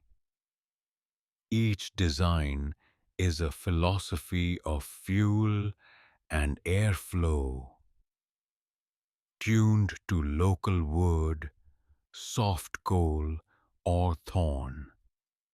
Firing schedules are lullabies. Early warmth to drive off water, a steady rise through quartz inversion, and a soak to even heart. Failure writes its own archive. Overfired bricks warp like bread left too long. Underfired units crumble under fingernail. Salts bloom in pale beards where curing went wrong. Makers keep a museum of mistakes and pass it as curriculum. A good yard also trusts the ring test. Tap 2 bricks. A cheerful ceramic note means ready. A sullen thud means no. Roofs carry the same grammar in thinner tongues. Tiles overlap like scales, shedding rain with modest efficiency. Glazed tiles add sky back to the roof. Surfaces sealed by silica and heat to resist soot and monsoon. Floors learn herringbone, so load disperses. Vaults teach bricks to behave as arches in disguise. Rings of compression braided into domes that turn shade into a civic gift. Because units are small, repair is democratic. A neighbor can replace a course before supper. Archaeology finds kilns by their leftovers, heaps of wasters, red soil where ash leached, half-melted saggars that once shielded pots and tiles from flame's temper. Production landscapes appear, clay pits, settling ponds, drying sheds, stacking yards, chimneys that stitched smoke to prevailing winds, cities that mastered fired earth grew a steady confidence. Fireproof vaults guarded grain, drains paved in brick kept illness shy. Bathhouses banked warmth in thick bellies of wall. Skepticism keeps a hand on the trowel. Similar soils and fuels breed similar techniques. Modules converge because bodies do. Yet families of detail migrate.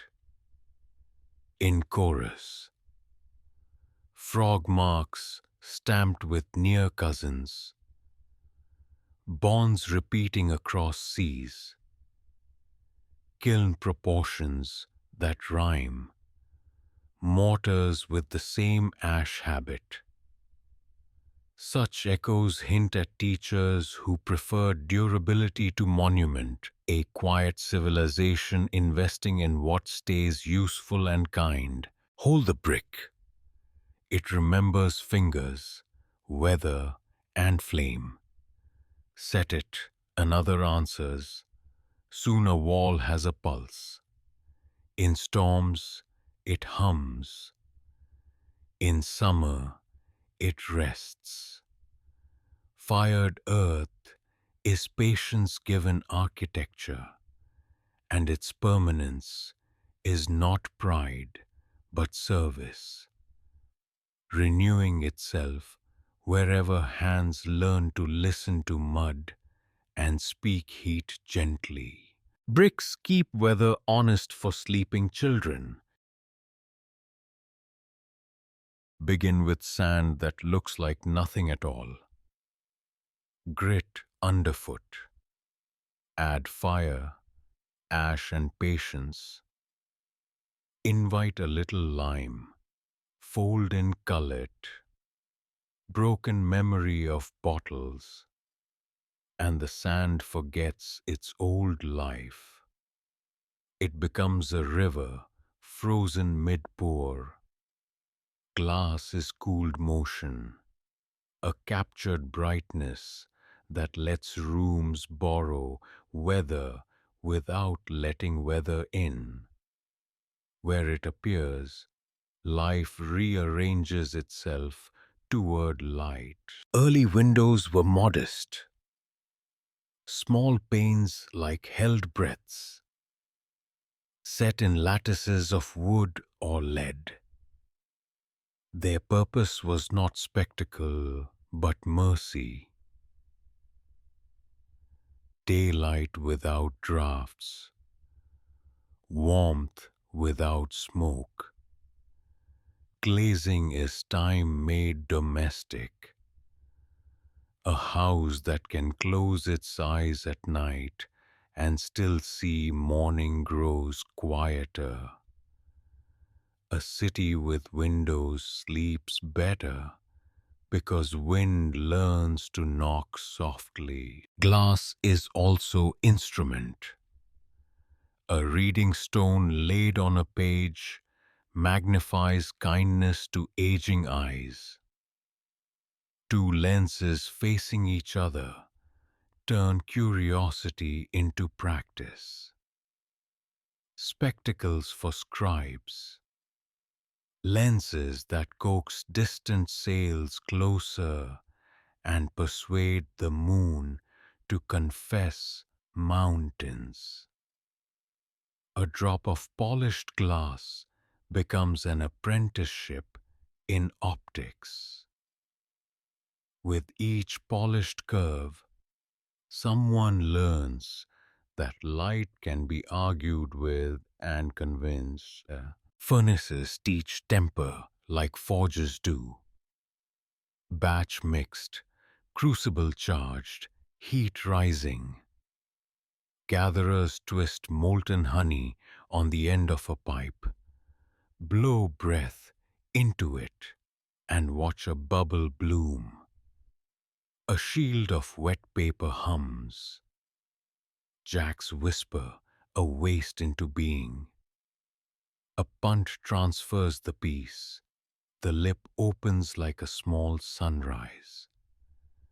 Then comes annealing, cool but not too quickly. Let tensions relax, or tomorrow's clink will be a shatter. Shops keep shelves of failures to warn the impatient. Color arrives as prayer and chemistry. Copper wants green, iron tells straw. Cobalt pours night into daylight. Gold teased into red. Makes windows whisper warmth in winter chapels. Stained glass turns story into weather. Saints walk with noon. Harvests glow at vespers, and in storm the entire wall becomes courage. Mosaic tesserae and glass beads copy this intimacy at smaller scales, scattering light along wrists and around altars, teaching that luxury can be honest when it multiplies daylight for many. Mirrors change rooms and minds. Silvered glass brings outside inside, doubles candles, corrects scholars, educates surgeons, and chastens pride by showing the face that anger wears. Polished metal did the job once. Glass democratized accuracy. A sheet of truth on the wall makes self-study routine. Lenses and mirrors together become instruments that shrink worlds and enlarge cells, turning wonder into testable questions. Trade loves glass because it packs meaning into fragile crates. Recipes travel encoded as weights of ash and sand, as lists of furnace tempers and annealing times. Tools migrate too: blowpipes, shears, nippers, paddles, molds. You can trace a road by beads alone, wound, drawn, or molded, each method a dialect. A pilgrim's vial, a sailor's lens, a merchant's scale pan, artifacts that say somebody both played with light and learned to store it. Skepticism leans on the windowsill. Similar sands and fires yield similar answers. Transparency invites convergence. Yet families of detail migrate together. Proportions of flux. Ways of joining small panes with game. Preferred angles for grinding lenses. Annealing schedules sung like hymns. Such suites imply tutoring. Teachers without empires, leaving brightness instead of flags. Hold a shard to the sun. Color floods your palm. Somewhere, on a night long gone, breath lifted through a pipe and cooled into your small window. Light, once wild, learn to enter gently and stay. Begin with a reed split to a tongue, its tip drinking soot and gum. The first stroke on a sheet is a small thunder, quiet but final. A line appears where there was only breath. Paper is pressed weather. Fibers married by water and patience. Where it spreads, thought stops needing stone and learns to travel folded, pocketed, multiplied. Ink grants persistence to a voice, paper grants wings. A vart receives pulp like fog poured into a bowl. A mold dips, lifts, and the slurry decides to be a sheet. Rag becomes cloud. Cloud becomes film. Film becomes page. Laid to rest on felt. Couched, pressed, and dried. The page learns suppleness and strength. Sizing whispers last. A skin of gelatine invites lines to sit sharp rather than bleed into night.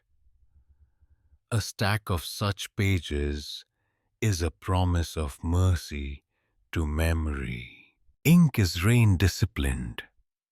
Soot kissed by glue yields midnight obedient to the brush. Iron gall births a brown that darkens with air. Writing letters that endure despite weather's appetite. Colors arrive, riding minerals and plants.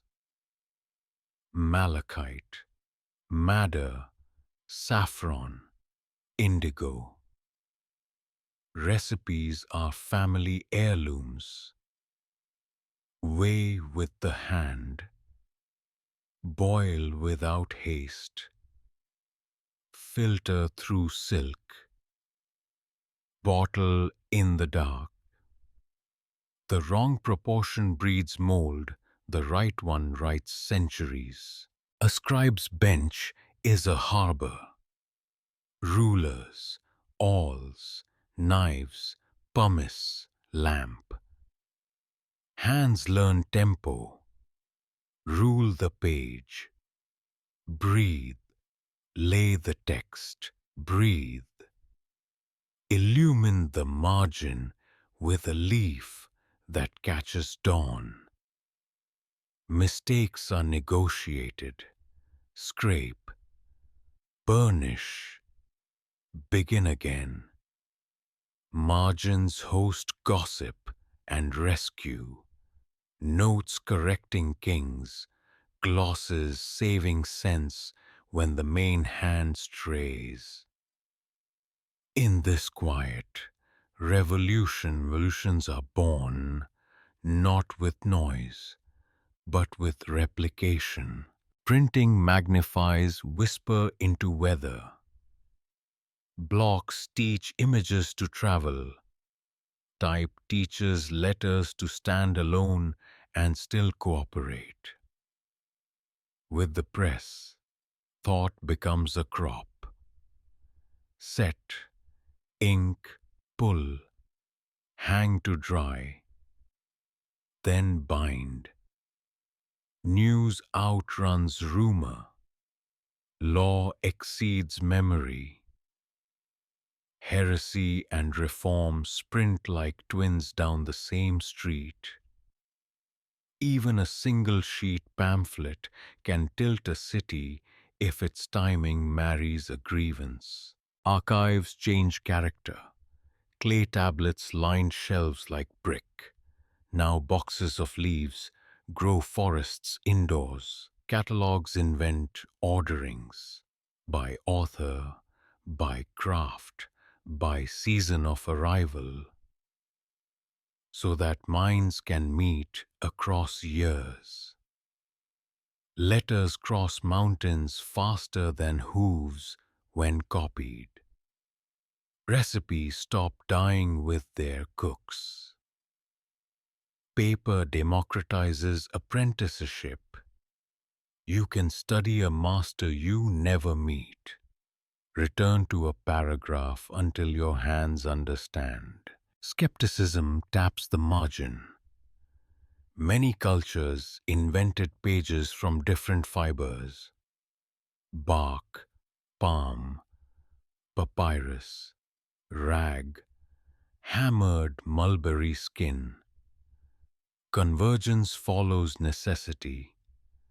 Yet when we trace families of practice, watermarks matching across ports, page formats traveling with merchants, typefaces echoing cousins in far markets, we suspect a curriculum, not empire, but a choir of presses and mills teaching each other to keep ink honest. The most radical thing about paper is gentleness. It lets correction live beside assertion. It carries prayer and protest without demanding a uniform voice. It folds, survives pockets, sleeps under pillows, rides in saddlebags, and wakes when needed. A note in a pantry can change dinner. A leaflet in a square can change a generation's weather. Hold a sheet to light. See the watermark, an invisible signature turned visible by attention. So too, the technologies behind it: vats, molds, felts, presses, inks, fonts, bindings. Each part is modest. Together, they are thunder you can read. If an unnamed civilization tended this garden of thin miracles, their monument is every page that teaches hands to be braver, kinder, and more exact with truth. Begin with hands repeating a sequence that never writes itself down. Bread succeeds by algorithm. Feed starter. Wait for dome. Fold each quarter hour. Rest until the window pane test admits light. Bake when the room smells right. No screen blinks. Still, a procedure runs. Ancestors authored loops, branches, and error handling in kitchens, workshops, and field long before machines learned patience. A loom encodes conditionals. If the header lifts, pass the shuttle, else beat and change the shed. A pattern is a program woven of warp and weft. Count 8, reverse.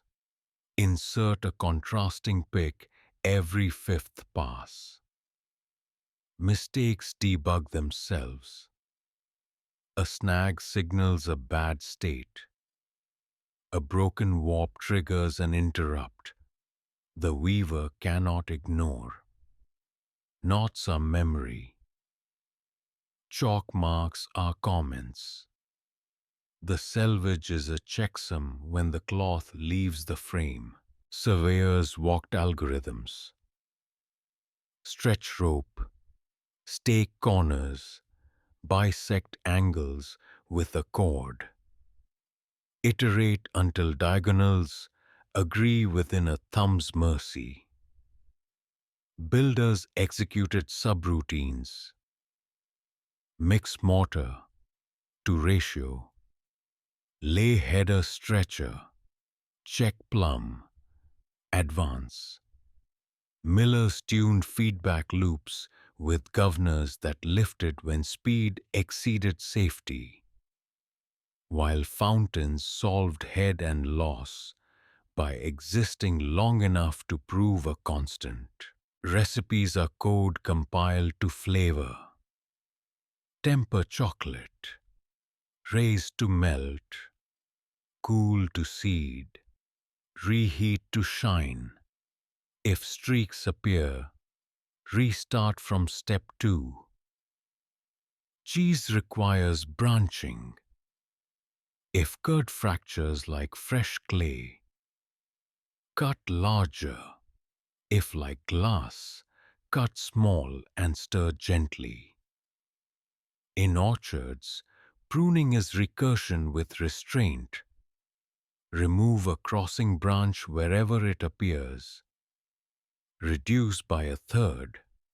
Repeat each winter to maintain form. Rituals keep state across years. Calendars are schedulers kicking off festivals and fieldwork.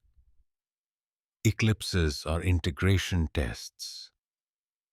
Solstice corridors are long-running jobs whose success is a beam of certainty. The priest astronomer reads logs in the sky and patches the calendar with an intercalary month when drift exceeds tolerance. Merchants run greedy algorithms at markets, maximize gain under constraints of weight, spoilage, and trust. They maintain caches, warehouses, to amortize travel costs and invalidate entries when floods, tolls, or rumor change routes. Porters chunk loads to fit stairs and backs. Caravan masters pipeline departures with the monsoon, batching voyages on the outgoing wind and collecting returns on the homeward. Oral tradition compiled algorithms to song. Work chants fix tempo. Counting rhymes teach bass systems. Knot tying mnemonics express order of operations audible in the hands. Apprenticeships are test suites.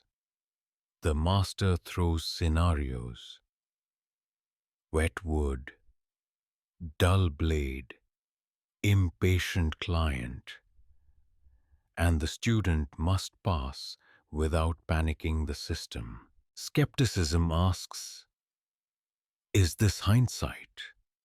Yes and no. We name structures now. The logic was present then because matter is consistent, risk unforgiving, and time expensive. Where similar climates posed similar problems, convergent code evolved. Yet families of exact procedures migrating together, identical weaving counts, standardized pruning geometries, shared temper curves, suggest teachers walking roads of method, not merely accidents of necessity. Accidents of. When writing arrived, algorithms wore tables and diagrams. Abachi formalized place value flows. Reckoning boards visualized carry and borrow.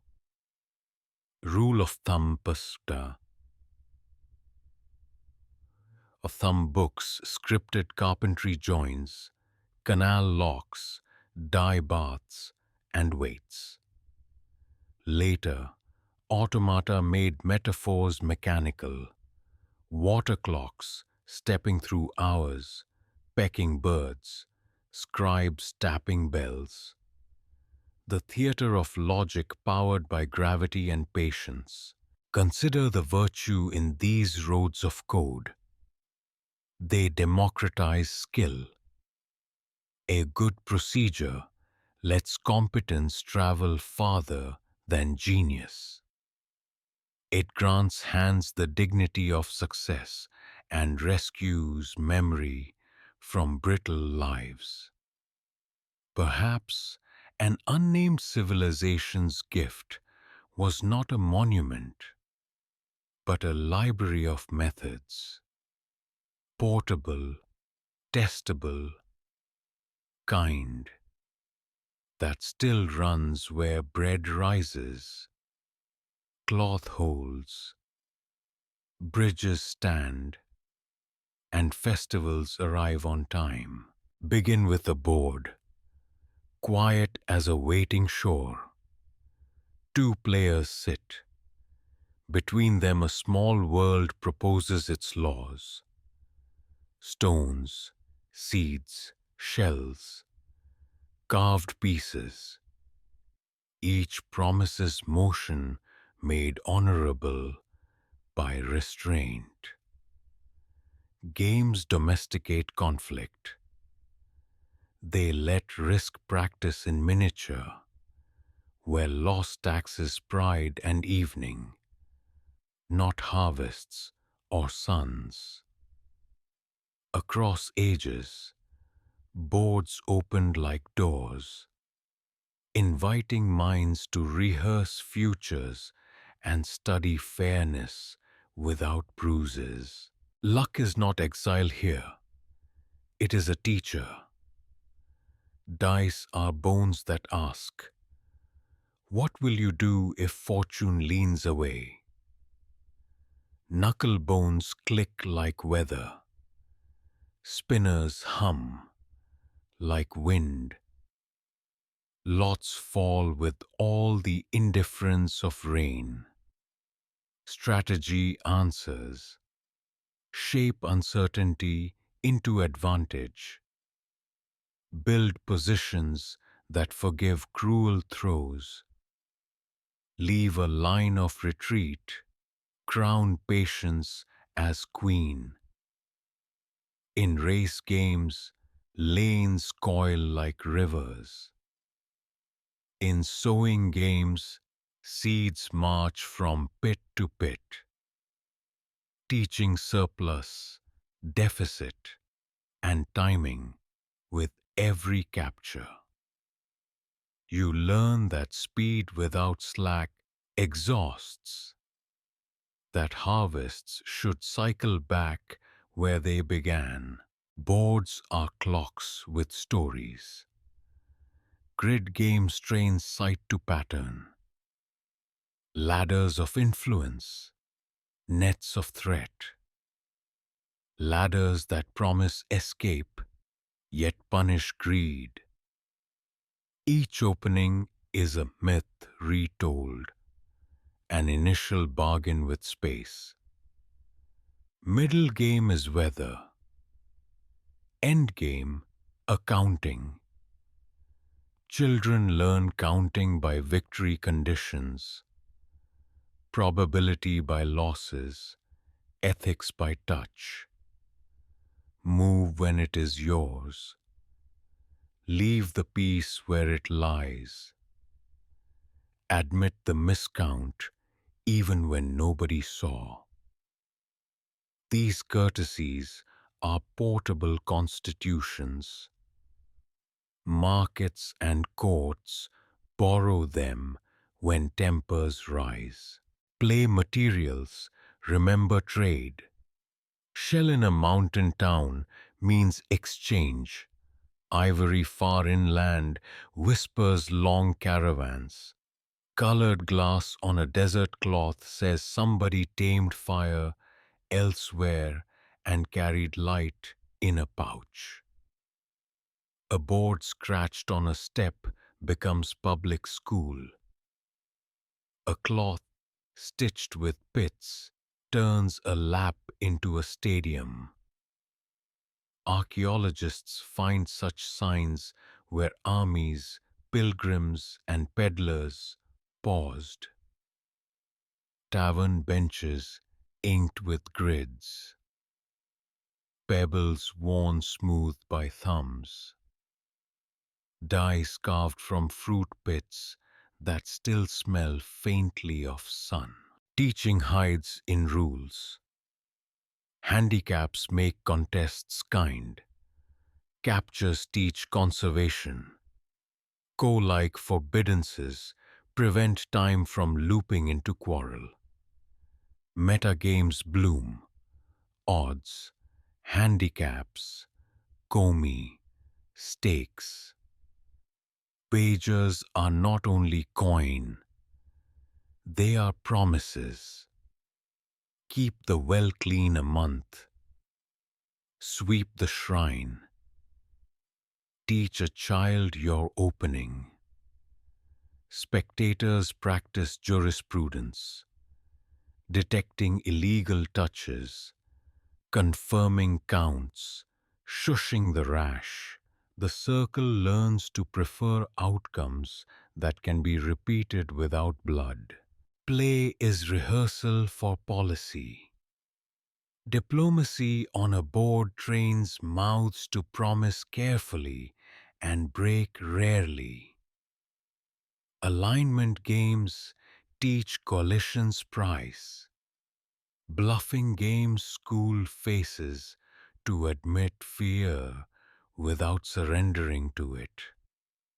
In quiet households, elders set puzzles that cultivate patience. Remove rings without force. Untie knots without cutting. Pack shapes into boxes so the lid settles like a verdict. Solutions travel as stories, not diagrams, keeping the joy of discovery intact. Skepticism keeps score too. Similar brains invent similar pastimes. Stones invite grids wherever beaches and boredom meet. Yet families of detail migrate together. Identical pit counts circling boards, oceans apart. Dice marked in cousin patterns. Opening proverbs that rhyme. Perhaps an unrecorded school wandered with caravans, seeding play as they seeded measure.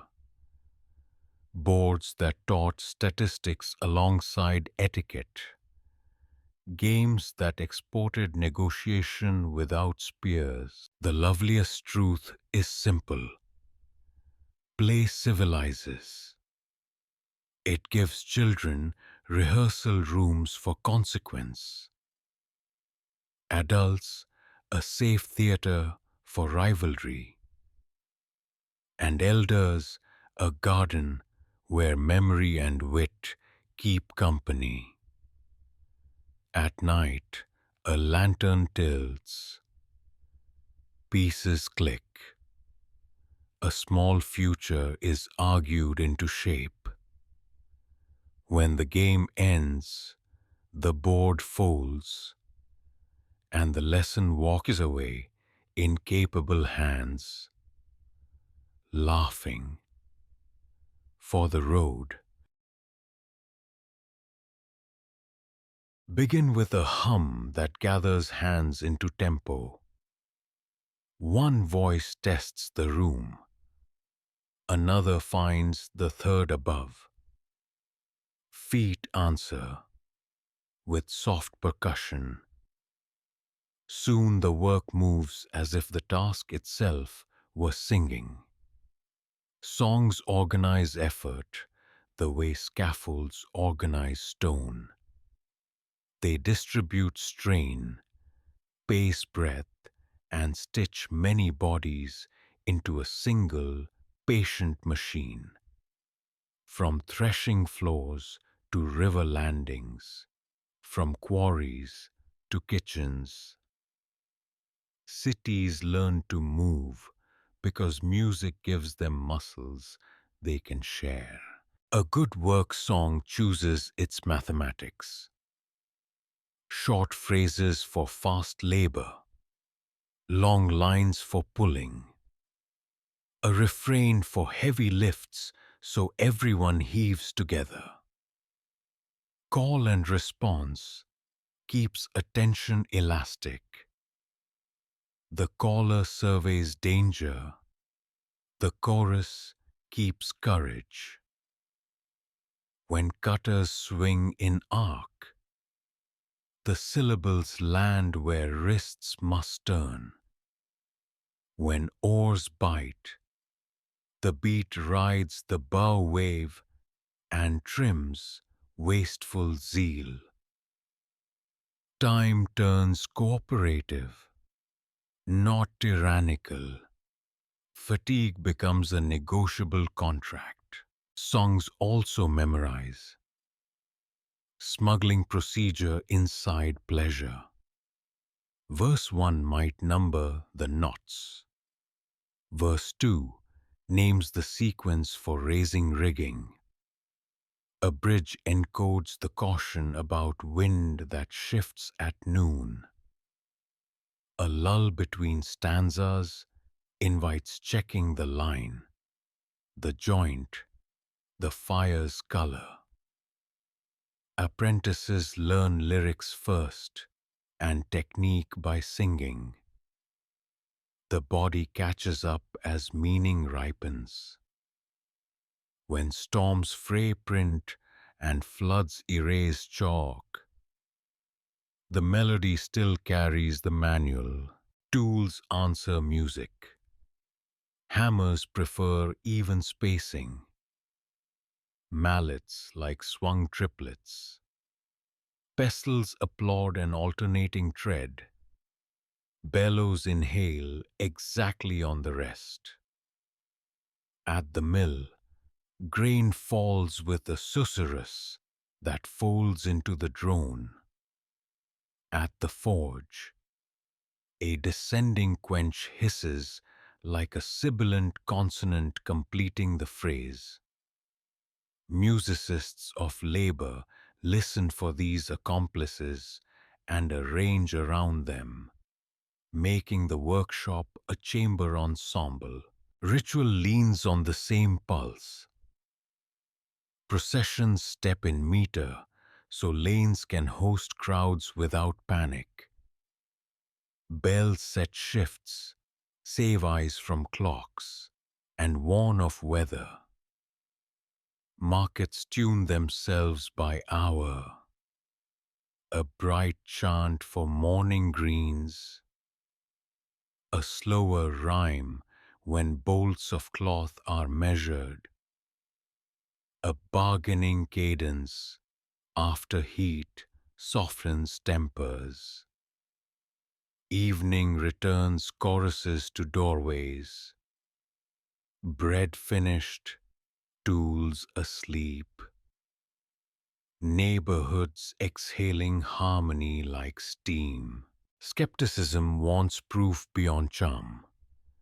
We can measure output, crews that sing synchronize, err less, and break fewer edges. We can measure safety, coordinated lifts, spare ribs and backs. We can trace culture. Melodies migrate with trades.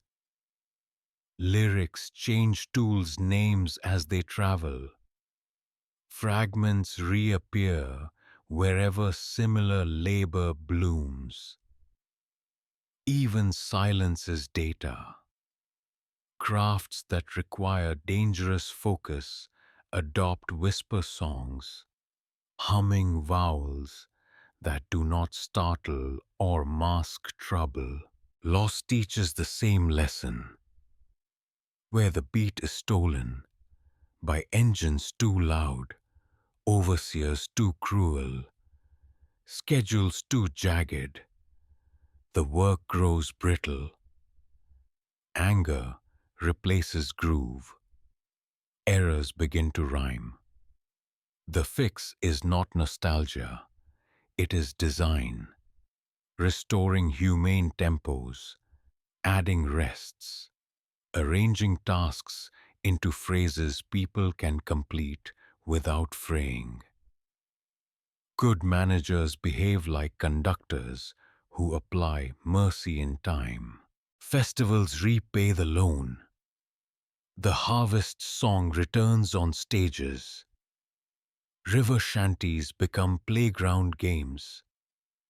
Stonecutters' refrains hide inside wedding dances. Community remembers the body of the city, how it once moved together, and renews the license to share effort tomorrow.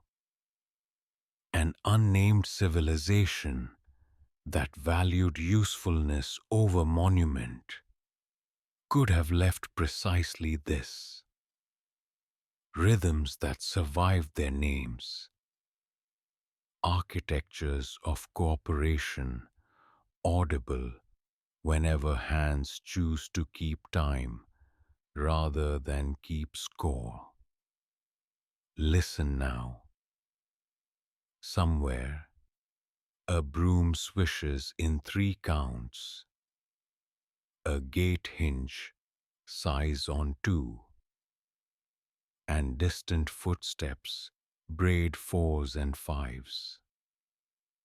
The city rehearses itself, quietly proving that harmony is infrastructure and every useful beat is shared citizenship daily.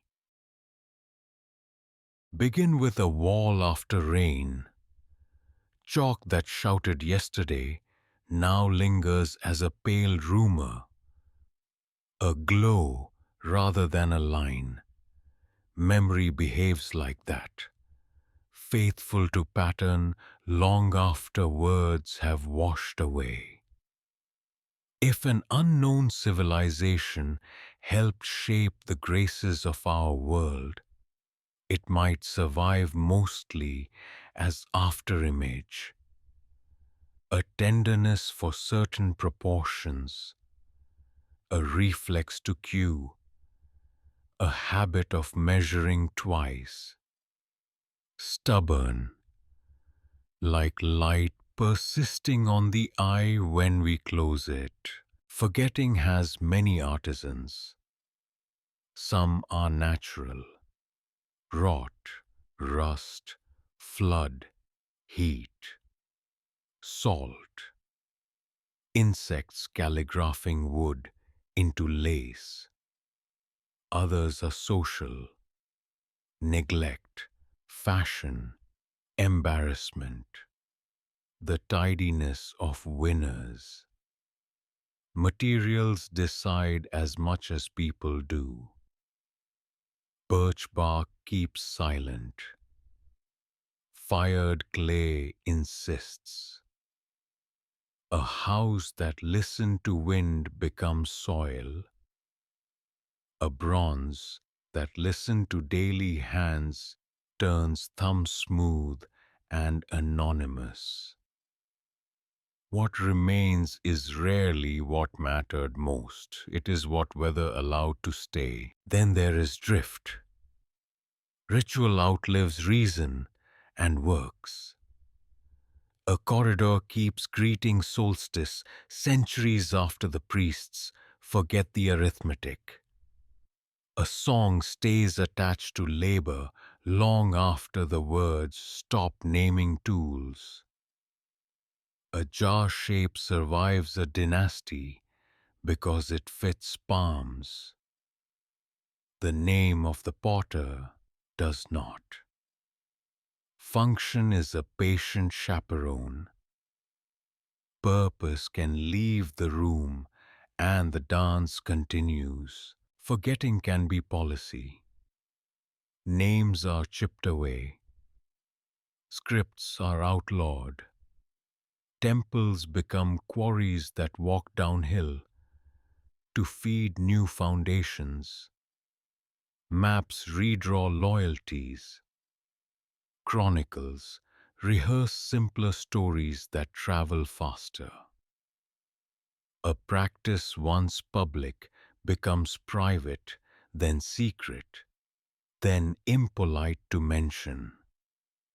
The work does not always die. It changes clothes. A measure hides in a guild. A calendar lives under a saint's feast. A treaty disguises itself as a proverb about wells. We also forget, because we must move. Flight is messy. In fires, droughts, sieges, people pick what can be carried and choose wrongly by hindsight. A grandmother gathers bowls, not recipes.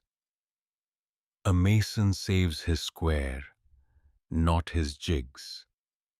A child keeps a charm, not the chant that made it sensible.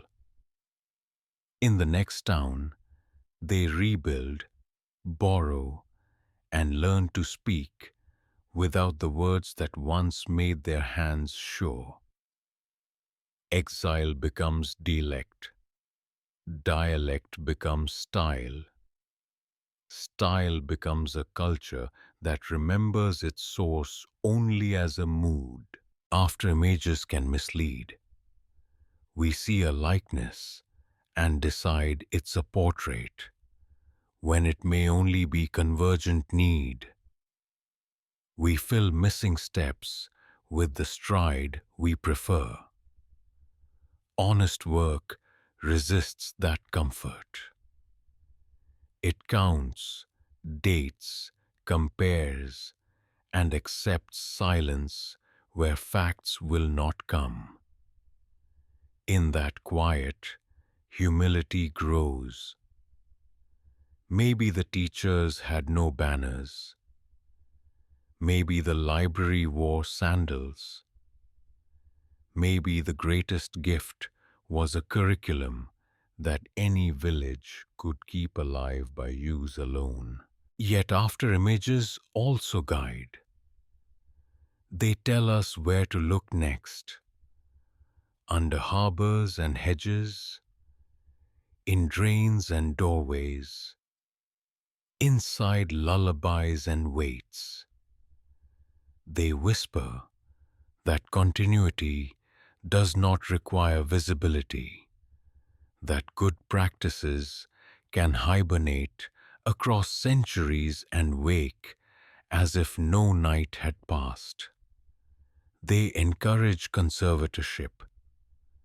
Repair the working thing first, argue later, and they caution us not to confuse novelty with progress when old methods are already kind. Stand again before the rain-dark wall. The chalk has all but vanished, and still your eye traces paths your hand could redraw. Perhaps that is the truest shape of legacy. Teachings that refuse to quit just because names have. We inherit not only stories, but reflexes, mercies trained into motion. To honor unknown makers, we carry those motions forward, light-handed and exact, so the next forgetting still leaves a gracious afterglow for someone else to follow home.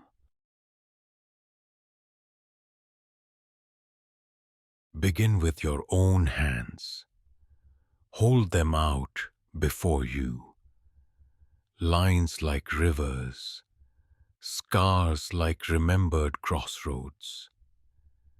Everything we traced, the masonry that fits without mortar, calendars written in shadow, corded measures that export right angles, markets tuned by fairness, songs that carry work, lives here, where practice meets attention. If there was a civilization that seeded these habits, it survives most honestly when your hands repeat motions that keep strangers safe and bread dependable. The gentle thesis is simple. Knowledge does not always travel with banners. It walks as methods, prefers doorways to thrones, and hides inside tools that ask to be used rather than admired. We followed stones and stories, fields and harbors, stars and scripts, and the pattern kept returning. Teachings that make comfort reliable, that let towns breathe, that keep peace small and trade large.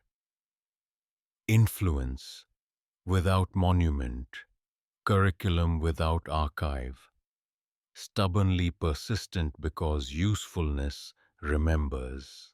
Skepticism stays beside wonder, as promised. Convergence explains much.